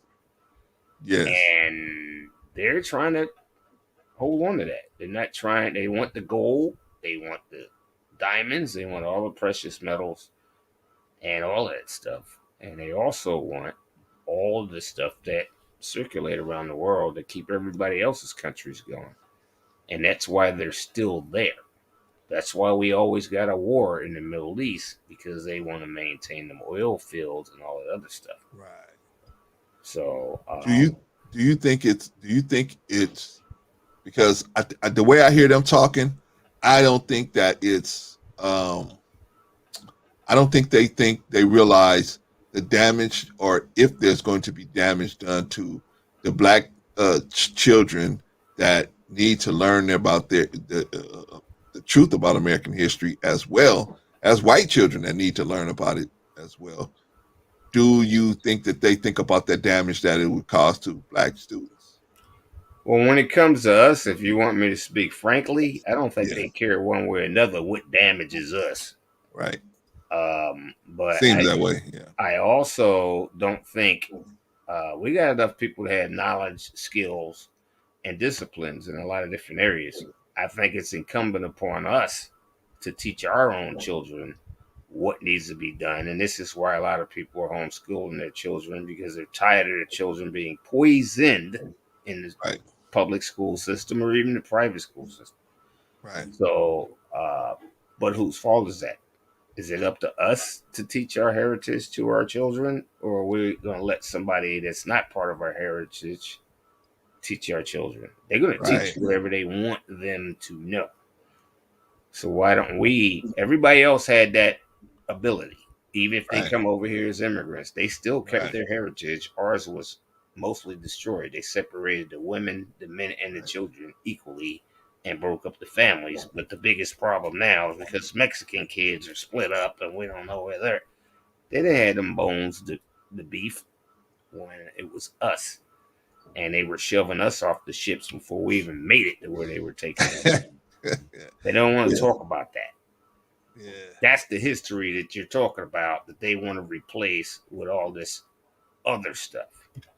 Yeah. So it's up to us to bring that knowledge to the table. And we're not doing it because we don't know it. Half of us don't know what our knowledge, our history is, or where we came from, or what have you. I think a lot of times,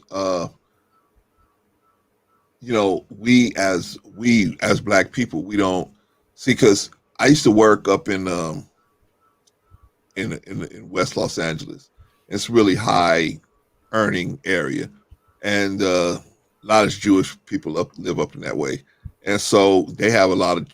So consequently, of course, there's a lot of Jewish schools, K through 12 schools, out that way, and the reason why they have them is because, like you said, Jews don't let nobody teach them their history. They won't let nobody else teach their children that. So they have their own schools. Very rarely will you see a Jewish child in public school. Very rarely. Most of the time you see them in a Jewish school because they have the understanding. And I'm not saying it's a bad thing. They have the understanding. Or just like children that come from rich WASP society families, they have their own schools because they teach them what they want them to know. We want you to know this much. We want you to know this much. And so they teach them what they want them to know, and they'll shape the history the way they want to have it shaped, right? That's what I'm saying about us. We need to, instead of shaping it, we just need to say, hey, this is the truth. And like you said, whose responsibility is it to teach our children? Is it the LA Unified School District, or is it ours, right? Let me get to this chat real quick, brother. Let me get to this chat, and then you can respond, Brother D. Ron P. By controlling the narrative and showing themselves in the most positive light, CRT exposes the truth they wish to suppress. I don't know what. See, that's the thing, Brother Ron. What is CRT? That we don't get a clear. Now, the lady gave us a clear definition of it. It's a first year law class, right? Now, but why are they fighting to not have CRT taught in public school, K through 12? when it's not even a part of the curriculum, and nobody's trying to add it to the curriculum. They're just teaching basic U.S. history, right? But they're calling that CRT, right? In my opinion. So it's an ugly situation, man. We got to deal with. Sister G, at Brother Ron, bingo. Okay. So, Brother D, if this critical race theory and they keep doing it, they're doing this so that they can have this political football, right? Because when you really break it down, it's a political football. It's like weapons of mass destruction. Remember the weapons of mass destruction? We got to go in Iraq and get all these weapons of mass destructions. And then the guy comes out saying they were sending us places where they know there ain't no weapons of this. They knew it wasn't nobody there. It was abandoned facilities, and they would send us. I was in it. I was part of it. Okay, so you know that. But I'm talking about the white boy that was like over charge of it in the military. Well, I mean, you know, he was saying, man, they kept sending us to these places that was closed, right? Well, maybe you could speak on that. Can you speak on that? You know how ridiculous it was. It was so ridiculous, and I was part of. I wasn't part of the command staff, but I planned and executed a lot of the special operations engagements that we had in the military. Whether it was Operation Just Cause, whether it was the first Gulf War, the second Gulf War, and stuff in Afghanistan. I didn't have the rank, but I held the positions, and I had a security clearance as well. So I worked and planned a lot of the engagements that they don't even speak about because they were top secret.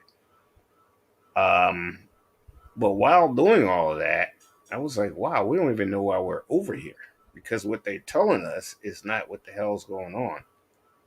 So the whole schedule of events that always happen in each engagement, we were like, why in the hell are we still over here? What's going on? They kept changing things up. And they weren't telling us, you know what I mean, what was going on either. But they already had this planned out because that was a much higher level that I could be. And but it was all about control, like it's always going to be. And maybe you heard about the New World Order. Maybe you didn't. But for those who don't know what the New World Order is, what that means is there's a unified government that's going to be set up with all countries that have nothing to do specifically with the United States. So everybody has their own governmental body right now. Right. But what they're trying to do is have one body that controls all the resources on the entire planet, whether it's gold, silver, diamonds, food, water, shipping, receiving, what have you. Wow. Everybody heard this at one point, but they really couldn't conceptualize what it is. It's already in progress. So now you're saying this as a war veteran. That's right. As a military veteran. So it's not like you just heard this, read this in a book. You was actually there participating and doing what your country asked you to do, right? And they ain't liking that I'm saying what I'm saying. It's supposed to be kept quiet. They're not putting it on the news and none of that stuff. Right. But I mean, you know, people need to know what happened. So, you know what I mean? So, and you're not trying to incite no riots or nothing like that, just telling the truth. All right. So I'll tell you what we're going to do, brother. We're going to look at another video and see what some of these people are saying about this CRT and how they're framing it to look like that people are trying to teach children, to teach everybody to hate little white kids, right? I mean, that's how they framing it, brother. So let's take a look at it. And let's see. I'm gonna step out for a second, brother. Okay, yes, sir. Fed up parents there have launched a fiery new ad campaign calling out critical race theory in classrooms, aiming to oust 6 school board members who they say tried to target and silence them. Infecting our schools with critical race theory, training teachers that Christians are oppressors, One school board member even endorsed an official committee to, quote, silence the opposition. Parents and teachers are fighting back. They're recalling the 6 school board members who stood by and did nothing while parents were targeted. Well, that's part of the ad. 2 Loudoun County moms join us right now. Alicia Brandy is a mother of 3 who actually pulled her kids out of the public schools in Loudoun County this year. And Cheryl Onderchain, also a mother of 3 and a member of Loudoun's Parents for Education. Ladies, good morning to you. Good morning. All right, so Alicia, ultimately this all started, you don't want critical race theory taught in your schools to your children. Is that why you want to recall these 6 school board members? Well, I really believe that our school board has really lost their way. For this reason, and for adding the parents who want our kids to go back to school to a hit list. That's one of the reasons. But also, yes, I don't want critical theory, not just critical race theory, but critical theory taught in our classrooms. Right. Our schools are not for ideology. Our schools are for education. Mm-hmm. And when you lower education, you lower positive outcomes for everyone. And that is not what we stand for. And Loudoun County parents will not stand for lowering education. And this is a U.S. issue. It's not just a Virginia issue. Mm-hmm. Alicia, what are you guys talking about regarding you're on an enemy list or a hit list? Yes, we started going to school board meetings last summer, wanting our children to return to school, all children, not just our children, all children. Okay. And when we started speaking about that and about critical theory, one of our school board members called for the Parents Against Anti-Racism to rise up and help her. And they decided to put together a hit list, which called for calling us racist and doxing us. Okay. And that's what she did. Yeah. And she put me out there and where we worked and where our children went to school and put our names on a hit list. Right. And I understand. Right. Exactly. It's terrible. And I understand law enforcement is now looking into it. Cheryl, over the last year, so many parents have been trying so hard to get their kids back into the classroom. And yet you say that instead at your public schools, the teachers and the school boards more worried about, social justice than actual in-person learning. You're absolutely right. I mean, it's been beyond frustrating. I am a part of the group like Alicia, who, started this grassroots kind of movement last summer to really try to lobby the school board and to come with solutions. And, they have time to do all kinds of social justice projects when, in my opinion, there should be one item on their agenda every week until my kids are back in school 5 days a week. And I want the school to get the politics out of the classroom. We need to get back to basics. The U.S. is falling behind, countries like China. I mean, we're dumbing down the math curriculum in Virginia. We need to get back to educating kids and to, academic excellence and out of the SJW business. Okay. Well, I tell you what, the school district did send a statement to Fox and Friends. They say, critical race theory is not part of the curriculum being taught in the schools. In explaining LCPS's equity priorities, it might be helpful to state what they are not. They are not an effort to indoctrinate students and staff into a particular philosophy or theory. What they are is an effort to provide a welcoming, inclusive, affirming environment for all students. Cheryl, would you agree with that? I do not agree with that. I think it is word salad. And, when you hear words like phrases like equitable outcomes and fair use thrown into, every single policy that your school board puts out, it's if it walks like a duck and acts like a duck, it's a duck. Quack. Okay. All right, y'all. y'all saw it for yourself. These people are trying to, now they're fighting to get critical race theory to not be taught in their classes. The school board came out and said, we are not trying to teach this. We're not trying to make this, we're not trying to teach this in the school system. But they're still out here fighting for it, saying, no, they are trying to do it.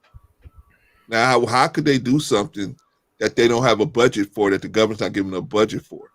Obviously, these are political. This is a political situation here, right? How can somebody say, hey, you trying to paint my window green, but I got a bucket of red paint here? No, you trying to paint my windows green. No, this bucket is red. You told me you wanted red paint. It's here. This is what I got. No. I want a refund because you're trying to paint my window. I mean, it's like that. It's that silly of an argument. It's that silly of an argument. Hold on 1 second, my brother D. Let me see what I can say. Sister G, but it's all fine and dandy to tell black children that their ancestors were only slaves. Get the F out of here, Sister G. Holy smokes. Easy, Sister G. Easy. What do you think about that, Brother D? What do you think about the fact that they're trying to push that line? Like, here the school board has just made it clear that they're not trying to do that, but they keep pushing the line like, yeah, you are trying to do that. Well, I'm going to say something that probably might annoy some people. All right. When you're losing, this is what you do. When you find out you're losing, you come up with all kind of cockamamie stuff and start bringing up all kind of stuff and making that the new agenda that you're riding on. They wouldn't, like I said, they wouldn't talk about this 3 years ago or 2 years ago. Right. All of a sudden, it's something to detract. Right. Steer the attention off of what's really going on onto something else. Right. So I'm trying to be careful with my words after our conversation, brother. Man, please stop doing that, man. Please stop doing that. But that is a clear sign of somebody that's losing the battle. Yeah. What is the battle? The battle is not that. The battle is something else, but they're detracting and steering the attention off to something else. Ain't nobody, we haven't been running around talking about no CRT. That's what they're trying to bring a narrative to. We already know our children are not being taught the way they're supposed to be taught. That's why a lot of people are homeschooling their children. Right. I don't know why they waited too long, because we always taught our children at home anyway, but we were, you got to go to these schools. And then we went to the school, we found out my mother was a teacher. Okay. They have to teach the curriculum that they're told to teach. I know exactly. Teachers. Exactly.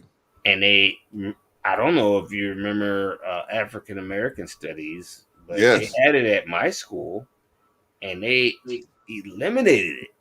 Yeah. Like it was like one semester, and that was it. But that's okay. I went to college when I was in high school and junior high school, so I still got those courses. Right. But they eliminated the teachers, and they were primarily taught by people that look like you and I. Right. And they brought the real studies to the table. But you know, as I know, Islamic studies is one of the best places to find out about your heritage and your history, because we got a lot of books that are supposed to be kept encased. But there's a lot of knowledge in there that they're not teaching. But it's, once again, up to us to teach that to our children. I'm not leaving it up to someone else of another race to teach our children what it is and what it's not, because they're going to push the narrative. Right. Right. Everybody's got a picture of Jesus. If you go to Poland, Jesus and it's is a white guy. Yeah, you know what I'm saying? If you go to Mexico, Jesus is Latino. If you go to Africa, Jesus is black. I mean, everybody's got their own picture and their own version of the history of the situation. So you got to push your own narrative. You're right about that. But we don't believe in polytheism either. We believe in one. Well, That's you know what I'm saying? That's a whole nother conversation, brother. That's a whole nother conversation we could get into.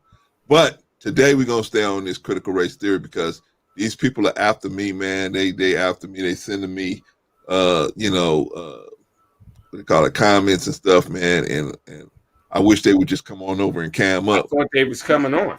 I thought so too, I man. wasn't trying to come on, them. man. I sent you an inbox. I said I wasn't gonna come on at all. But if we're gonna have this happy family, then let's all be happy and let's come on.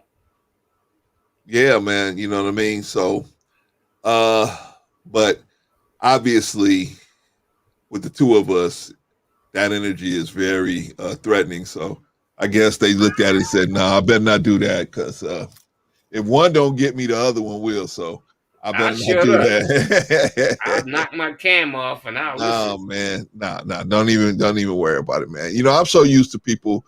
You know, they come at me all the time about Anton and come at me about other stuff. I don't even trip on it, man. I just invite them over, try to see if they're gonna come over and talk the talk and walk the walk. And but some of them, they pump fake like they are, but most of them, I know they ain't gonna do it because when you start coming at them with the truth, once they realize the kind of program they on, we ain't just out here getting upset with them, going off on them. Oh, yeah! It's not an emotional thing. We just hit them with the facts. And once you start hitting them with the facts, bro, they just dismiss themselves because they know, man, they can't, if they can't get you enraged and rile you up, then they go, okay, well, we can't rile him up, we can't enrage him.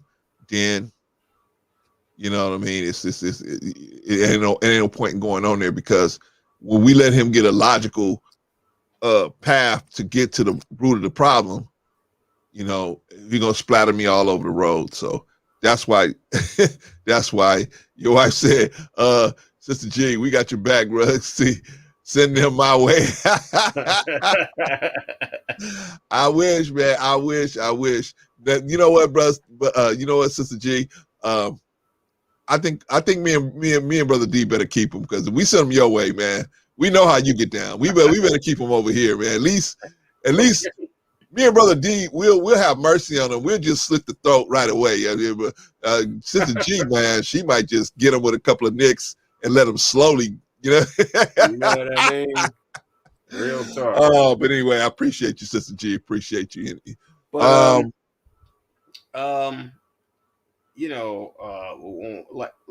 like I mentioned before, I don't want to show up and screw up anything that you're trying to build. No, brother, stop it. I want to be able to bring something to the table. You always bring something to the table, brother. So and stop I think it. we need to have the conversations that we have amongst ourselves with our own families, with the larger family. Well, let me ask you a question. Yeah. Let me ask you a question, Brother D. I hear what you're saying. But let me ask you a question before I forget, because I've had it in my mind a couple of times and I forgot as we were talking. So now I got it there. Let me ask you, man. What is the effect of us as Black people letting other people teach our history, and how has that helped or hurt us, in your opinion? I think that's a very negative effect, in my opinion, because I don't think anybody should be teaching what our heritage is, what our experiences are, that particularly, and I hate to say this, but you have a lot of people that are mixed couples. So, for example, you might have a white dude with a white chick, and she's raising Black children. Right. Or a Black dude with a white chick or whatever. Right. The experiences that we have as Black people can never be taught in a white environment. Oh, okay. They will never understand the history that we have and the cultural differences that we have.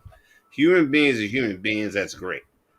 But there's something that's different, in terms of our history and our heritage. You know what I mean? And that needs to be parlayed. How do we do our hair? How do we groom ourselves? What information, what things are organic to you being who you are? that can be taught by somebody that doesn't have those experiences. They're not of that ethnic group. So how could they possibly? They can teach you all about theirs, right? They can't teach you yours, right? So regardless of what people think, I just believe you can only teach what you got. You can only teach your heritage, your history, and I have a problem with that because eventually we're going to get.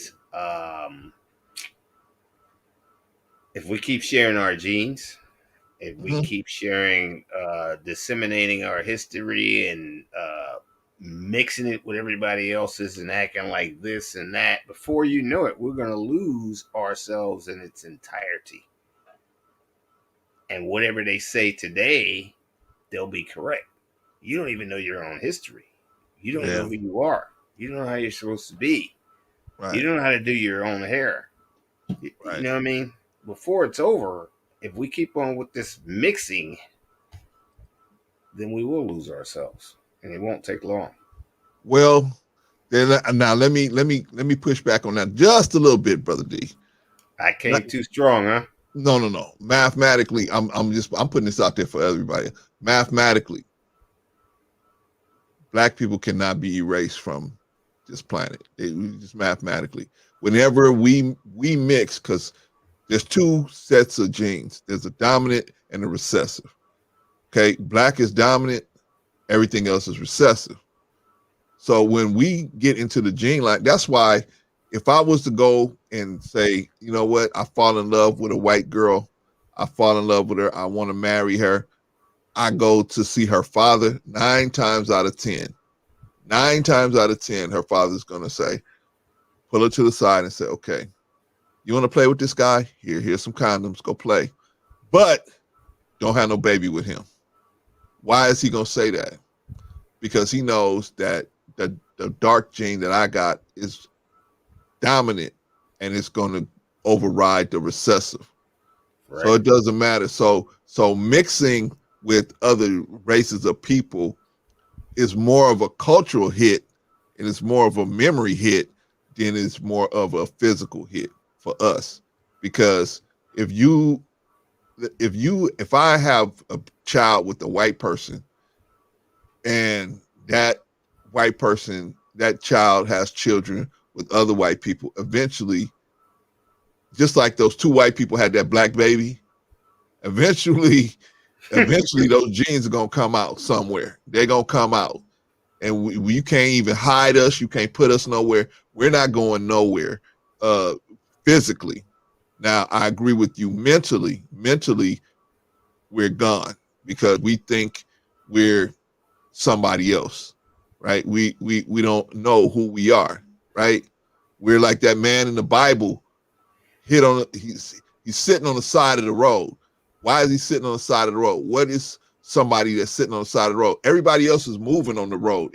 There's things happening, but this man is sitting on the side of the road because he was hit in the head and he have amnesia. He don't know who he is. So that's us. We sitting on the side of the road. We ain't getting nothing done. We ain't accomplishing nothing because we don't know who we are.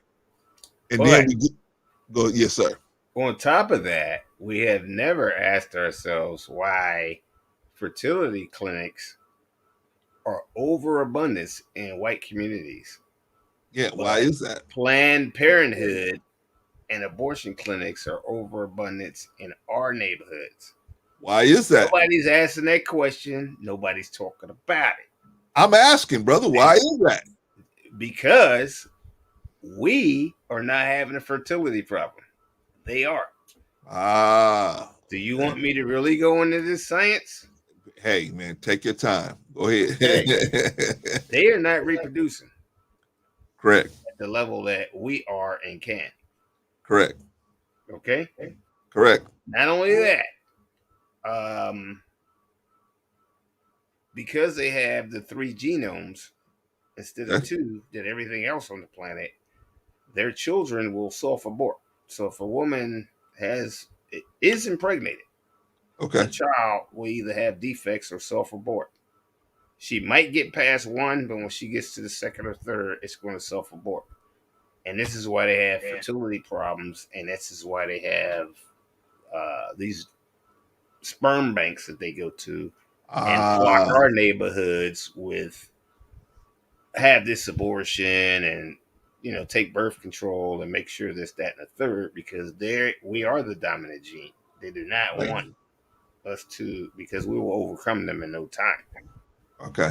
So you can best believe they've been to a sperm bank or they went to some fertility clinic if they're having multiple children. Okay. Follow them and find out that background, and you'll find out that they've been to fertility clinics out the back to back, and they're taking all kinds of this and all of that because they're not as fertile as we are, and we're the dominant gene. I would agree with that. Eliminating us altogether also keeps the ratio down, since they're not producing. Even though we're only 14% or 13% of the nationwide population, they know that we can overcome them in a very short period of time with a dominant gene. Right. So I didn't want to get into that. That's all right. That's all right, brother. I'm glad you did, because a lot of times people would think, oh, well, you're just saying stuff just to say it. But when you come with the mathematical facts of it, then they go, okay, then people can get a better idea of what you're saying, and they can understand why you saying what you're saying. And it's not about hating nobody. It's about the truth of the situation. We got to get to the truth so we can get this stuff straightened out. A lot of our people don't know this information, man. And they're running around thinking that one thing, thinking they're somebody else. You're not somebody else. You're you. I have to say this. I worked at the Institute for Environmental Medicine of the University of Pennsylvania. I was the youngest computer programmer that they ever had. I was 13 years old. Wow. Okay. That ain't on the news, and they ain't never gonna talk about that because it look like this. Right. So that's not gonna be brought up. But that's a fact. And I dealt with scientists, and we did chemicalogical and clinologies as it relates to stopping cancers and things of that nature, particularly in deep sea animals, so that they could come up with vaccines or whatever kind of drug administrations to deal with some of the plagues that we have out here today. That was my job, was to design computer programs for the scientists. The scientists went on and did their science. I did my computer science, and that's what it was. This is not being talked about either. But if you go into these places, you will find out all the stuff that I just spoke of, but it's not put out there. They don't want it to be put out there. Which CDC, right down the street from my police precinct. Where's the CDC, ladies and gentlemen? It's in Georgia. That's where the headquarters is. Right down the street from my precinct. And they're creating drugs, and they're creating all kinds of pathogens and other things that we're popping up with. Wow. We have all this stuff. They're doing that too. You got Fauci right down the street, man. And I got a lot of people that work over there that are scientists. So this is the inside information coming out that they're not going to put on the news. And they're probably going to attack me for talking about it. I don't care. Who else is going to put the information out? Yeah, brother. We all. If I don't know what it is, I'm not going to say it. If I don't know, I know somebody else that knows. Right. But I don't want to mess your program up, man. Man, stop, man. Stop. Leave, man. Why?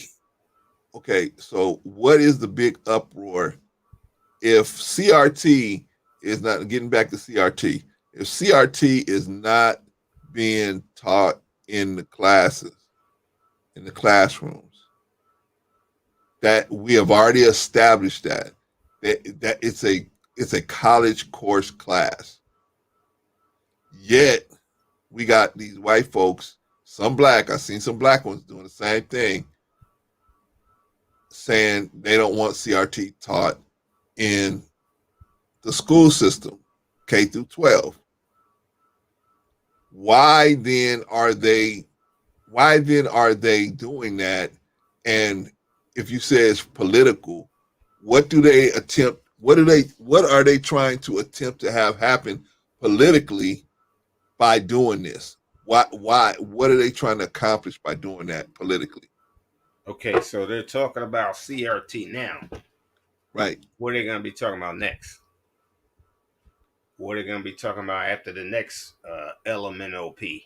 What are they going to be talking about? They're going to be talking about anything that's going to distract and detract from what the main issues are, which they don't have any attitude about doing anything about.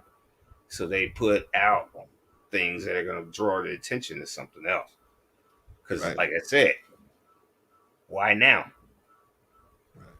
If CRT was so important, why they wasn't talking about it 3 years ago? Why they wasn't talking about it 2 years ago? Why they wasn't talking about 30 years ago? Why is it important now? But is there? I can tell you why. Because tell me why. With a whole bunch of crap to keep people's attention, and the more stuff that they put out there, the more people focus on it. But 2 years from now, you're not going to hear about CRT. Right. Or will you? It'll be something else, another acronym. But why are they continuing to push this narrative like these school systems are trying to push this product that they don't even own, the curriculum that they don't even have in their schools? What purpose? Is it, like I talked about earlier, I think it's one of the reasons is to get Donald Trump back in office ultimately. But can you see any real political, like, is there a person they're trying to get in office, or is there some other law they're trying to get passed that you can see? Or why are they pushing this so strong? Whoever it is and whatever it is, it's temporary. And they're going to do it to take the attention off of what they're going to come out. They ain't even talking about what their real agenda is. Right. They're not talking about it. Right. They're segueing everybody's attention off to this thing over here and this other thing over there. But every time we bring something up, they want to get off the subject and start going back to something else. It's a very short conversation. Right. When we talk about what matters. So it's political. And they're going to be doing something else.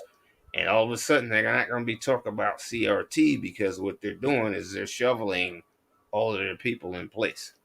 And they're putting everybody that they want to run for office and all this other stuff, because a lot of the elections have already started. And that's what it is. It's to push a whole nother agenda, but keep everybody confused and focused on something that has nothing to do with what they really need to be focused on. Right.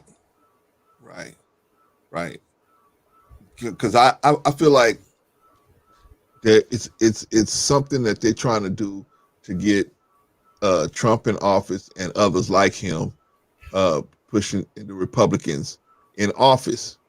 And like I said, I have no problem with no candidate of no political party. I'm not beholden to no political party or no candidate. Whoever's going to do the most work for me, I'll vote for them. I don't care what they're doing in their spare time. If they're at the Klan rally, they're at the Klan rally. But if you're going to fix the bridge in my neighborhood, I'm cool with you. I'm cool with that. And that's what I want us to break as Black people. We got to break this gangbanging mentality, this political gangbanging mentality, where we're like, I'm just going to be here with this person. No matter what, I'm gonna support the Democratic Party, even if they got a bad candidate they pushing, right? Even if they got a bad candidate they pushing, even if they got a candidates they pushing that's no good, and the Republicans got candidates they pushing that's no good. Well, who's the less no gooder? Who's the one that's gonna help us the most, right? And here's the problem that's been plaguing us, election after election, year after year, month after month. We're not approaching any of this stuff in the very same way. Everybody's bringing their pocketbook to the table and their agenda. And I think I mentioned that. If we don't have an agenda, what the hell is our agenda? Reparations? Is that what it is? Is that our real agenda? And even if that's all we're talking about, where's our money? Right. You put money behind a candidate because Right. they ain't gonna listen to you. Right. You've already said it 1,000 times, but ain't nobody listening. Right. They're hearing it, but they're not listening. Right. What are we doing? We're running around talking about Democrat, Republican, Libertarians, Independents. What damn difference does it make? They're all the same damn people because they will jump from the Democratic Party to the Republican Party. What did we used to be? We used to be Republicans. Then all of a sudden we magically became Democrats. Right. And what do we see the parties doing? They jumping from one party to the next, whichever party is winning. Because they have an agenda. They're all millionaires. Right. So it ain't about money, it's about control. Right. And if we want people to do what we need them to do, we got to put money behind them, and we have to actually have a unified agenda. If we don't have that, we're all this damn marching up and down the street. What the hell are you accomplishing? That's what I'm saying, right? You wearing out damn sneakers. That's it. Right, right. The Asians don't march. The Latinos usually don't have to march. But they're getting more done than us. Because they're putting their money out there and they come in with a unified agenda. We have never had that. What unified agenda do we come to the table with, and what monies are we putting in the table? We got a whole bunch of basketball players and entertainers that got millions of dollars. It shouldn't be just up to them. Well, Asians have a whole gang of ball players and entertainers, but they bring their money together when it comes time to get things done. Hispanic community, same thing.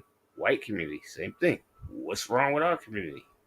We're not willing to unite and have a unified agenda. That's it. That's it. And we're still walking around complaining and marching up and down the street. Ain't nobody else doing that. Yeah, but we blaming white people, but we're the ones that won't connect with each other to create industries that we could choke off. All of those other people you mentioned, they could choke off. I don't know if you see, I live in California, brother. There's so many Latinos here, man. When I went to high school, it was 75% Latino. Mm-hmm. You know what I'm saying? So, I mean, you out here, being around Latinos is like being around your mom and your cousin. We just knew each other, right? So we seen them all over the place. So it wasn't no big deal. Okay, about 3 or 4 years ago, they wanted this DACA thing, right? And so Obama was running them around the mulberry bush saying, yeah, I'm going to get to it. I'm going to get to it. I'm going to get to it. They walked out on the whole hotel industry, shut it down. They shut down downtown LA. Just shut it down, man. We just shut it down. Same thing. They did the same thing at the fast food industry. Just shut all the Jack in the Box, shut all the fast food industry places down. I'm talking about out here in LA. Just shut it all down.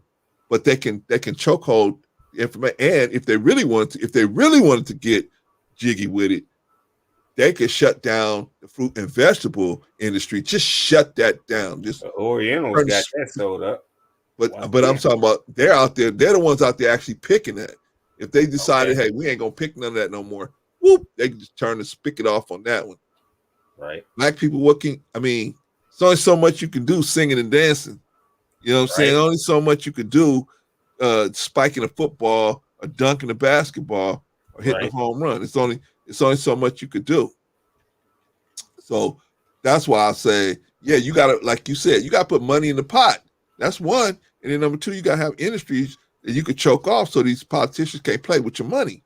They can't say, okay, I'll take your money, but I ain't gonna do what you said because I ain't worried about what you can do. No, if you got an industry you can choke them off on, you can say, then they're gonna be like, uh-oh, I can't do that. I can't play with these people. But we don't use our unity to create that situation. That's the problem that we having.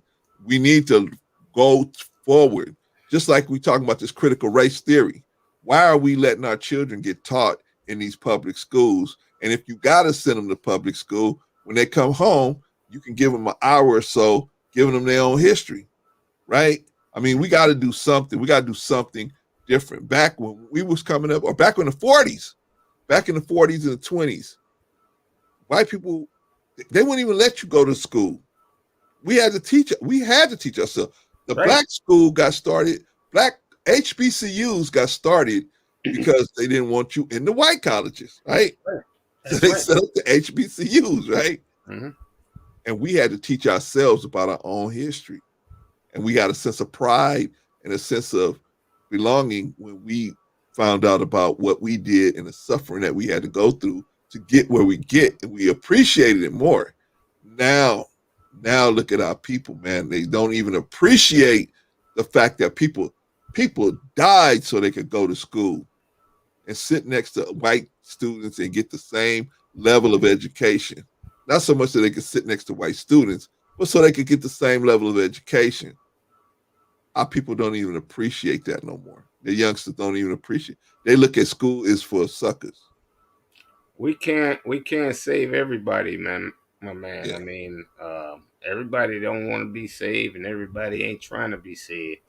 And it's like dragging a mute mule to the water. Yeah. I mean, they either gonna drink or they not. And we know who's with us, and that's who we need to focus on. Because there's a lot of folks that really know what needs to be done, and these are people we need to focus on. We got a lot of people that they're far gone. You're not going to change their way of thinking, and they're not going to unite with you to do anything. Right. And that is really what's dragging us, because we're only 13% of the nationwide population, but we don't need all 14% or 13% to be in our corner. We need a fraction of that are like-minded and are going to put the work in and get the funds together to do what we need to do. We're trying to snatch everybody up. Right. Guess what? Everybody ain't getting snatched up in the Exodus. We're going to leave them coon-ass niggas. Oh, yeah. I'm sorry. Yeah. I'm sorry. Don't go. Stop. We're going to be, okay, so what we're going to do is, so what we're going to do, man, is, now I remember the word, the rapture. I was trying to remember that word from the last time, the rapture, where there's going to be a separation, right? Right. Like in the, if you listen to a lot of Christian preachers, they talk about all the car accidents and plane accidents and all this stuff going to happen because people are going to be just yanked out of their natural body and just taken up to heaven, right? Quote unquote. That's part of the Exodus as well. Right. Exodus is the leaving of. Okay. So what we saying here is it's going to be a separation. First of thought. It's going to be a thought. We as Black people going to have to think differently about a lot of these different things that we think about. Mm-hmm. We're so loyal, man. We so loyal, and we loyal for no reason sometimes. Like I said, we loyal to the Democratic Party. I tried to show on the last live when I was talking to Brother E. Black, I was telling him this. I was showing him on the chart where the Black people went from 68% of us was down with the Democratic Party to 94% of us in 1960 and 1964. Why? I tried to explain to him. Black people fell in love with the Kennedy brothers. They fell in love with them, man, because they came singing a sweet song. I'm going to do this, I'm going to do that, I'm going to do this, I'm going to do that to Martin Luther King, right?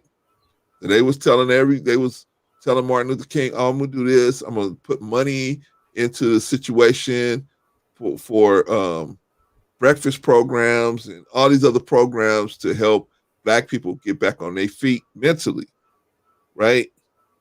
But Jack Kennedy didn't do none of it. He didn't do any of it. Same thing with his brother. Unfortunately, they lost their lives, but they didn't do none of that stuff. That's why Malcolm X was calling both of them the Fox, especially Jack Kennedy. He called Jack Kennedy the Fox. He said because he was saying one thing and doing something else. But anyway, the point is we fell in love with one party, and we got to get out of this party business where we stick with one party no matter what. No matter what. It reminds me, I don't know, what Eddie Long was down there in Atlanta, right? Yeah. Eddie Long. Eddie Long was down there. Well, it reminds me of that Eddie Long situation, right? I know it's ugly, but I gotta just cover it real quick. So Eddie Long had that issue with all of them young boys, right? But the problem was his people in his congregation, half of them was still with him. Half of them was like, hey, this is my preacher. He did all this stuff, but he's still my preacher. And the other half was like, man, I can't be down with that. I've been to that church before. Okay. I've been there on business, and I've also been there to worship, right? Just Okay. Because I knew some people that was there. And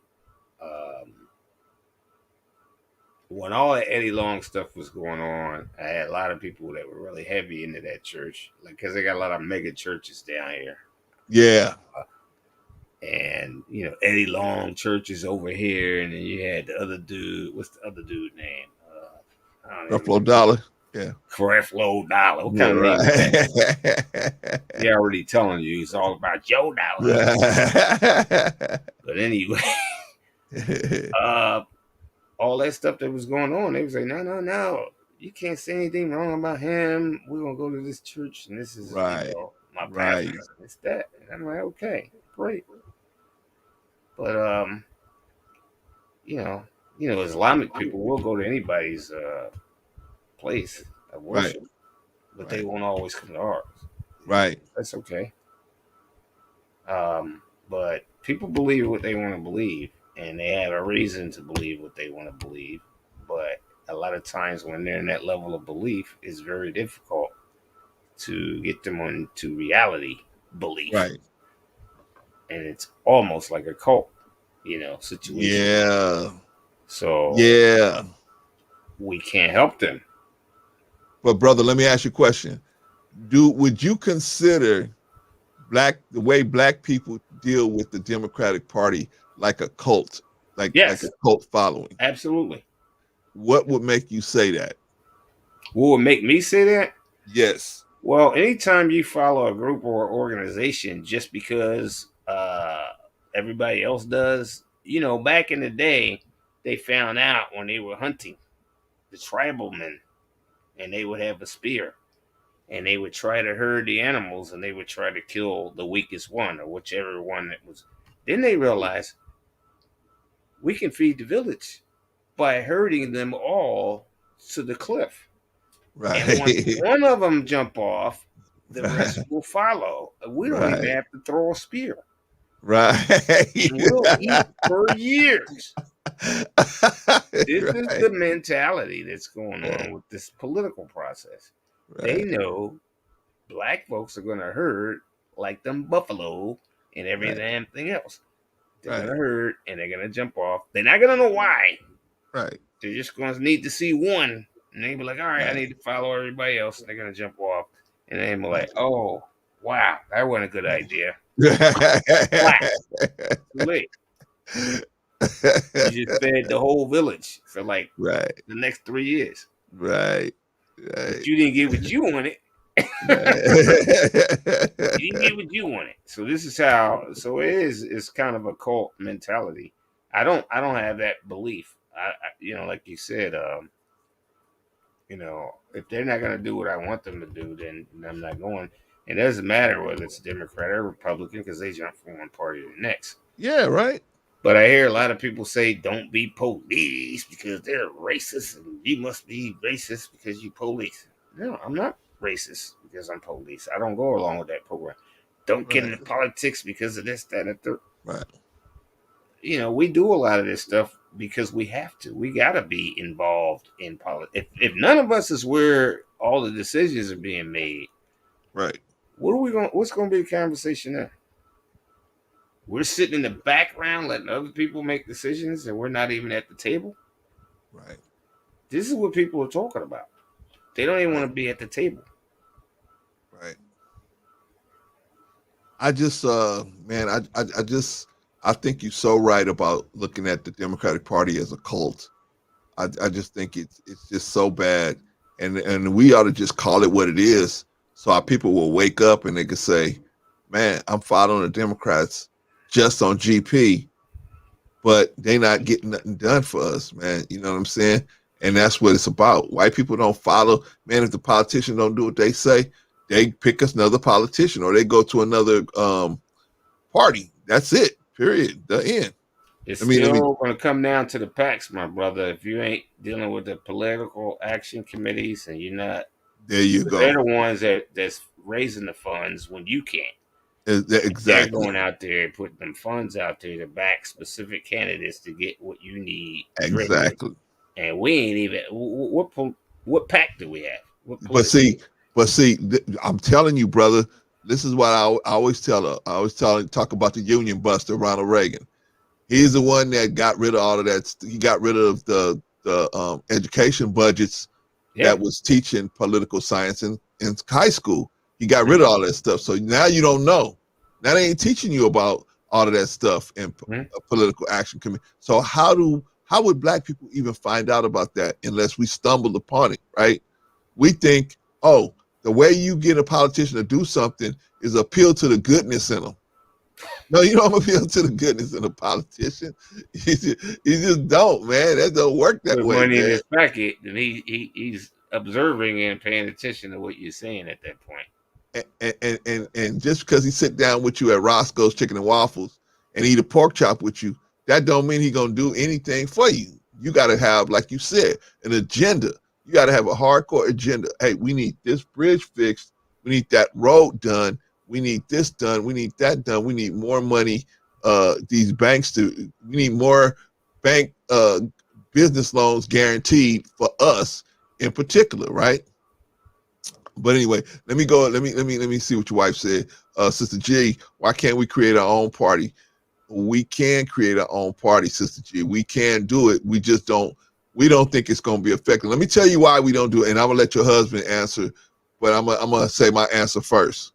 The reason why we don't do a lot of this stuff is because we have met with the horrific viciousness of Caucasian society in America on a lot of things we've tried to do to advance ourselves, both economically and politically. We have met with some of the most vicious response by them. You know, they're nice. There's an old saying in the nation, you know, you shave them down real good, they'll act real good, they look real good, all shaved down, you know, with the hair all off of them and everything. But if you poke them just enough, you will get that viciousness may come out, depending on how their heart is shaped. But and most of their hearts are shaped into, and they can't even help it. It's not something that they're doing on purpose, but they can't help it because they want to. They have to be at the leadership of whatever situation they're involved with. They have to be at the leadership, right? And so because they don't want to see that, the viciousness comes out. So we get so scared. We're so scared to bond with each other because we don't want to participate in the viciousness that's going to come upon us. And that's why we don't do things like create our own parties and create another Wall Street and all of that stuff, because we slow to do that stuff because we want to see, oh, is something going to happen to this person? Oh, nothing happen? Okay, maybe I'll get involved with it then. But that's the reality of that situation. And I challenge anybody to come on here and tell me that I'm wrong about any of the stuff that we talking about. But that's my answer to that, Sister G. Brother Daniel, you have anything you want to say about that? Well, I did mention the other day, I guess the last show you had, maybe I was on there, I don't know. There is another Black Wall Street. It's right here. Yes, you did mention that. And they took their own money. Everything is Black-owned, operated, orchestrated, administered. Multi-trillion-dollar organization. If you want to be a part of it, go to Stonecrest, Georgia, or look up the new Black Wall Street online, and you can find out information on how you can be a part of it. Because while everybody else is out here tripping on their own feet, you do have other organizations and people that are out here putting the work in. Now, what I did say to them was do not be like the first Wall Street, where you didn't have protection right of your own entities, your own situation. Because even if you try to separate and do your own thing, the white folks is worried about you being able to compete with them. Right. Because they know they're losing. They know they're losing right now. This is why they're out here shooting up the neighborhoods and doing all this crazy stuff.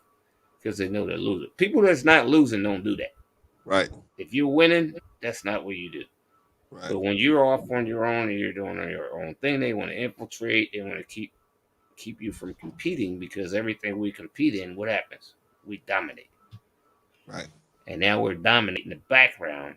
That's why a lot of people don't even know the new Black Wall Street has already started. That's why not a lot of people are not familiar with NFAC, an organization that I'm a member of. And they're kind of like the Black Panthers. The Black Panthers are aligned with our organization as well. And as soon as that organization started, what happened? They're trying to take the head dude down, the FBI. Right. So he's still going through court right now. Just type in NFAC, you'll see stuff all over the internet. I don't need to really go into those details. But Black organization.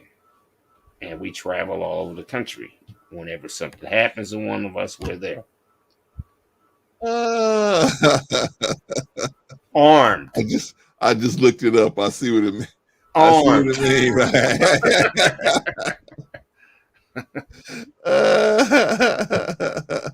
means. Right on, man. Hey, right on. But it's a lot of stuff going on out here, man. It's kind of like under the table, because a lot of stuff that we have to do, we don't have to be out front with it.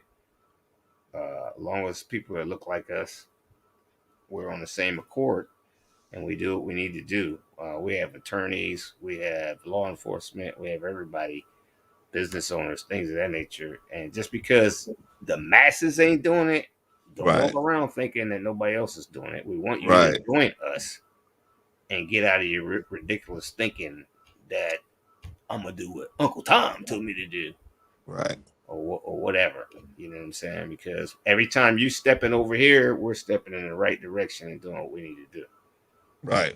And we're not, everybody can't be involved in what we're doing, because we know some people are infiltrators and some people are perpetrators. Yeah. Some people can't handle it. And we're going to step to you accordingly. Right. And know what you are. Yeah. Like the nation, my brother. Everybody can't get in a nation, because we take that very seriously. There was a in the Quran, there was an angel that was running around doing things that God had told him to do. Moses caught up to this man, and Moses said, "Hey, can I hang with you, man? You know, you're an angel. I want to learn how to do good things. I want to do it right." So this angel, he put a hole in his boat. So, but he put it small enough so the boat wouldn't sink until it got way out into the water, right? So Moses saw the boat sink. He said, "Hey, there was a little boy on that boat. Did you do that to make that boat sink?"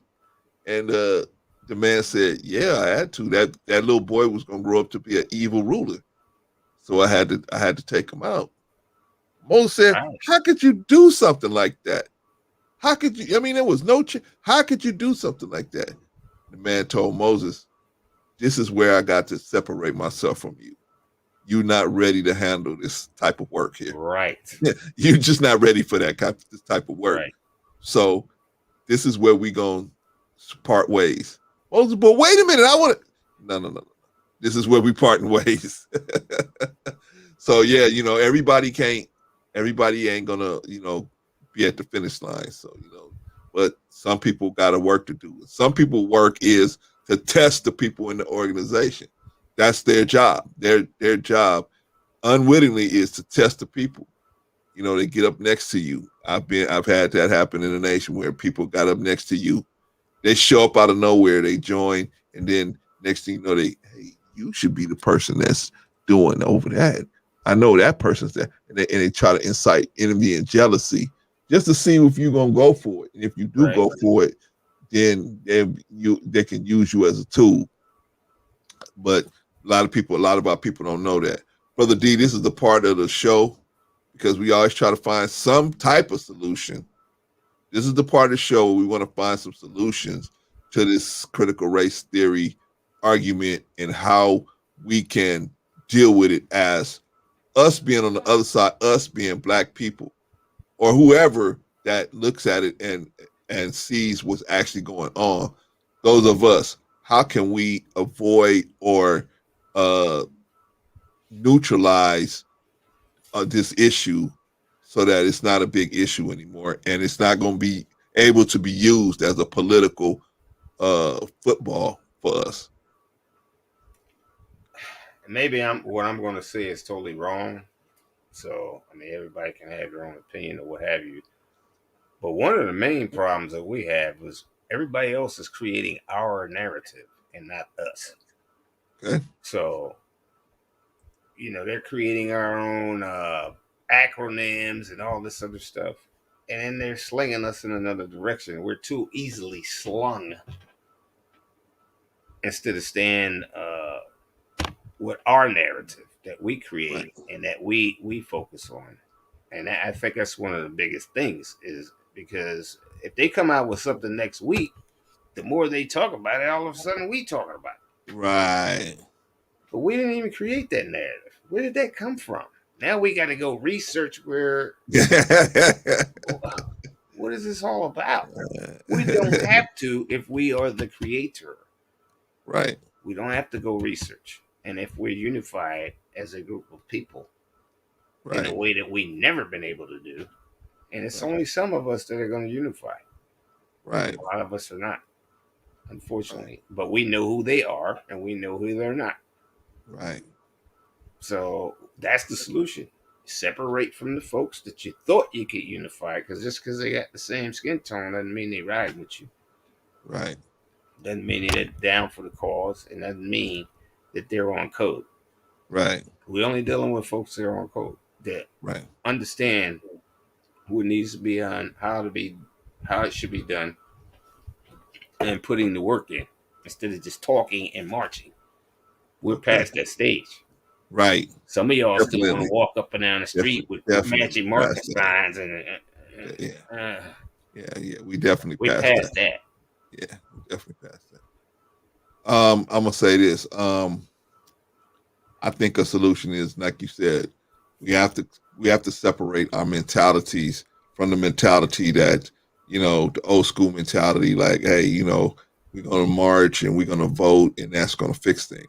That's not gonna fix anything, not in this current situation we're in. No. So what we're gonna have to do is pool our resources, like Elijah Muhammad said, pool our resources and work together. No matter what your religion is, no matter what your, no matter what you think other people think, you got to understand, okay, no matter what, they look at us the same. We're the same person in their eyes. So we have to be able to defend each other and help each other and work with each other to build this stuff up. Right. Stop being scared. Stop being scared, because I know that we have experienced a lot of viciousness out here. We've tried to do things in a productive way. The viciousness of the dominant society has come at us and jumped on us, and some of us have lost our lives. And the whole point was to intimidate us out of pursuing our own happiness and success. But we have to get around that. We have to get, I forgot I had you out there, brother. We have to get around that and push for having us to be successful and not be scared of what other people are going to think of us.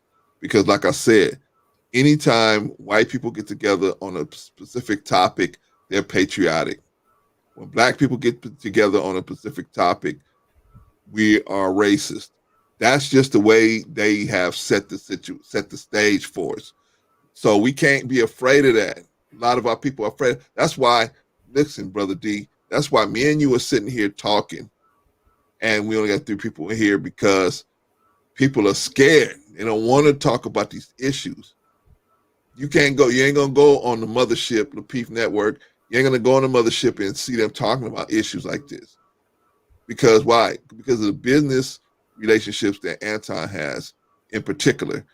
That's why you're not gonna see them ever talk about these issues. You're not gonna go on most of these other places and hear them talking about it because they trying to get to the bag. We want to get to the bag, but we don't get to the bag the right way. If we gotta slowly get there, we'll slowly get there. All the rest of them are running like Jesse Owens to the bag. They trying to step on each other to get there. We will take a long walk because we're going to tell you the truth. That way we will be a trusted source of information. But I agree with you, brother. That's what we need to do. We coming up on we got 3 hours. We had 3 hours and 9 minutes. So I want to shut this down. I want us to give our final thoughts, and then we're going to get out of here. Let me see what your wife has to say, brother. Sister G, homeschool your children and arm them with our history, our truth. Hey, it's only a problem when we do it, Sister G. When we do it, we trying to be racist. When the Jews had their own schools, it's serious, brother. When the Jews had their own schools, it's not a problem. It's not a problem. Oh, the poor Jews, they need to teach their history. Well, that's true. They need to teach their own history. But so do us. So do we. We need to teach our own history. When the Asians do it, or the Asians, they just following their culture. We're the ones that they call racist when we start trying to teach the history. But we know we can go on for 2 or 3 hours about why that is. So we're not even gonna break that down right now. So Brother D, let's close it out. Let me get your final thoughts on the CRT situation, and then I'll give mine, then we'll close it out. Okay. Like I mentioned before, we got to stop letting other people create the narrative for us and stop getting our focus derailed into another aspect and focus on what we need to do and how we need to do it. A lot of us are already doing that, and some of us, my God, I wish we could unite as a group. But unfortunately, we got to take who we can take and leave behind what we got to leave behind. But in all peace and blessings, like I always bring peace and blessings every time I come. I'm not always the right person to hear from or speak to, but I'm not going to not be who I am. Yeah, that's what we want you to be who you are, man. We want you to be who you are. If you feel like you can't, we got a lot of work to put in, my brother. That's all I'm saying. And I don't, like I said, I don't want to detract anything from your show. I just want to bring content and add to it, if anything. Hey, I'm gonna tell you like I tell anybody that cams up. The only time I have a problem if you inciting violence to another group or group of people or a person just because of this or that. No, that's the only time. And if you look in your YouTube agreement, that's called brigading, where you inciting violence on somebody. That's the only time I have a problem. If you're speaking the truth and you telling the truth, brother, and it's not to create harm to someone else, you just speaking the truth. You speaking. Hey, you all good. We all good. Sorry, I took over half of your program, man. No, that's okay, brother. Dash out. It was no, brother. It was a pleasure to have you on, and I appreciate you on. I hope you just understand that, man. We don't have no problem with you telling your story. So go on and just tell it. Just be yourself, man. I'm gonna close out. I'm gonna remove you from the stream, but I appreciate you, brother. You know you're always welcome, and you gotta hit me up, man, because we gotta teach another class next week. So let's get that together. All right. Okay. All right, brother, my brother. Thank you for stopping by, and peace to you, man. You too, brother. All right, that was Brother Daniel. What y'all think about Brother Daniel? What y'all think about what he had to say about a lot of the situations here? What do you think he had to say? I think he was on point. He was on point. We pushed each other back a little bit because we're men, but like I always tell him, we agree just enough so that we compliment each other, but we disagree just enough so that we ain't no echo chamber. This ain't like on the mothership, everybody's licking each other's nutsack. We ain't doing that here. We just telling the truth. So what do y'all think? What do y'all think? Did we cover CRT? Did we go into why it's a big uproar? Why white folks are having a big problem with it? Did we uncover the truth that CRT is a college course? It's not being taught in K through 12. Yet we got people out there fighting the school district, saying they don't want this topic taught in their school district K through 12, when it's not. It hasn't been approved by the government to be taught in classrooms, but we know that this is being used as a political football. It's just like I was saying about the weapons of mass destruction, where they were saying we got to go find these weapons of mass destruction.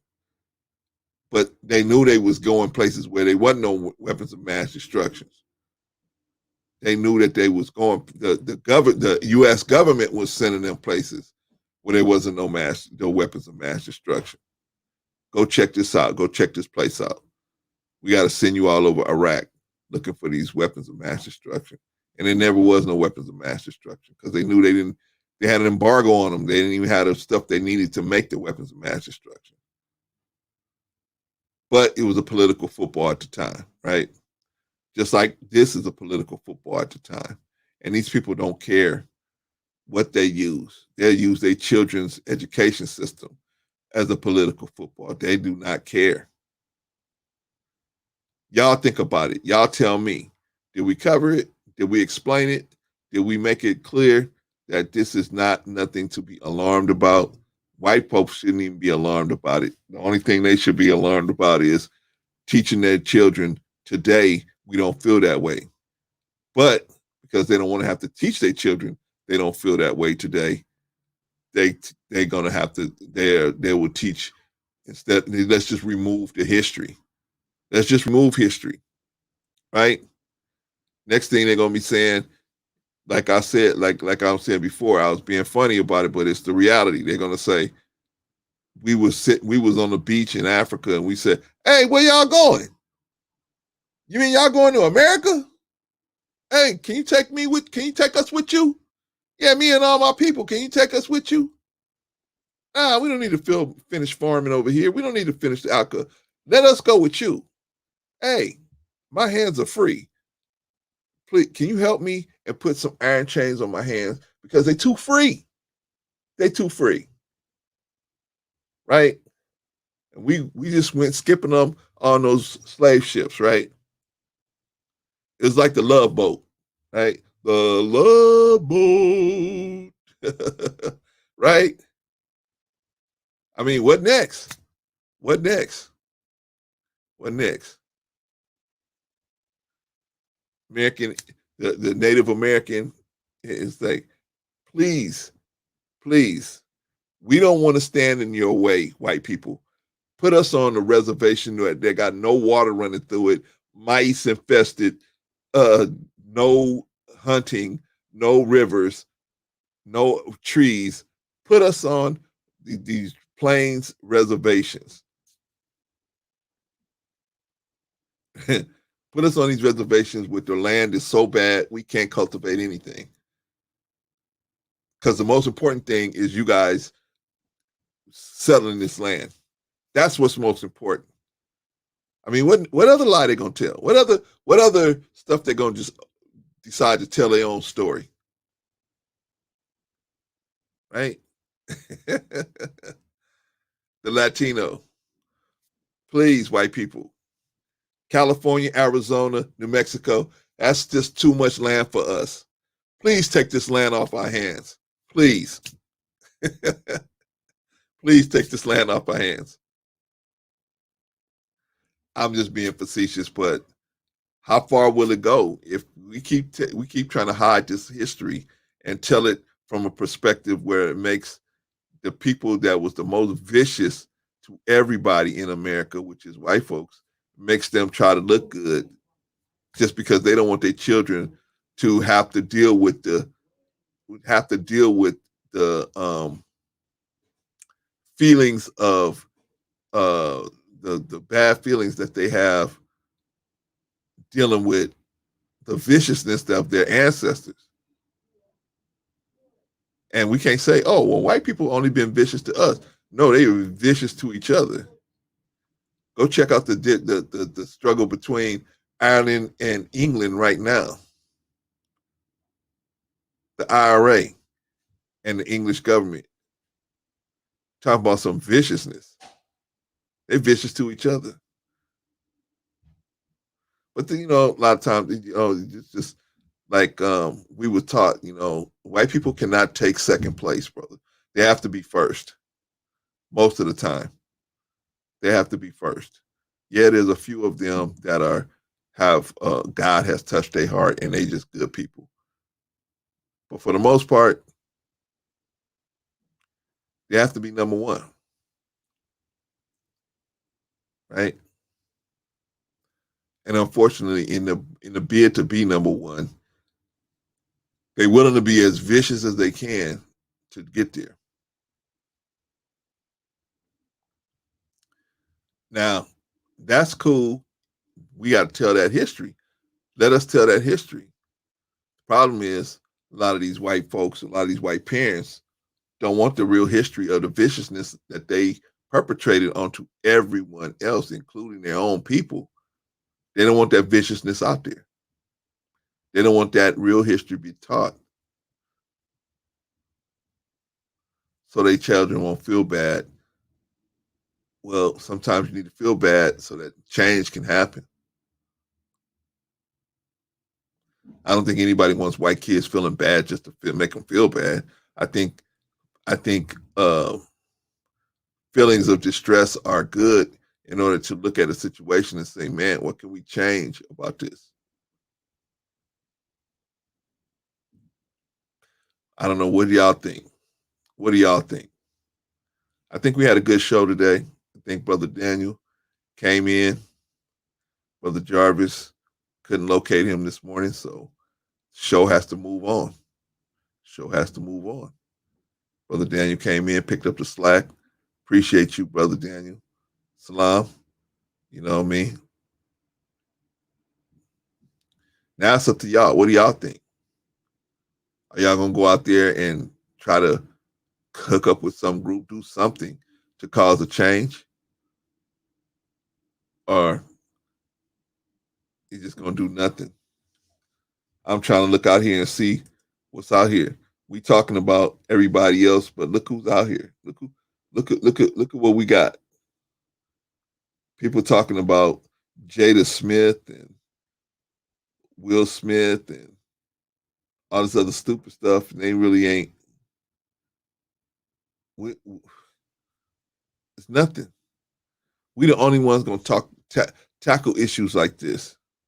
So when you get done playing with all this other stuff, you got to come back and talk to us.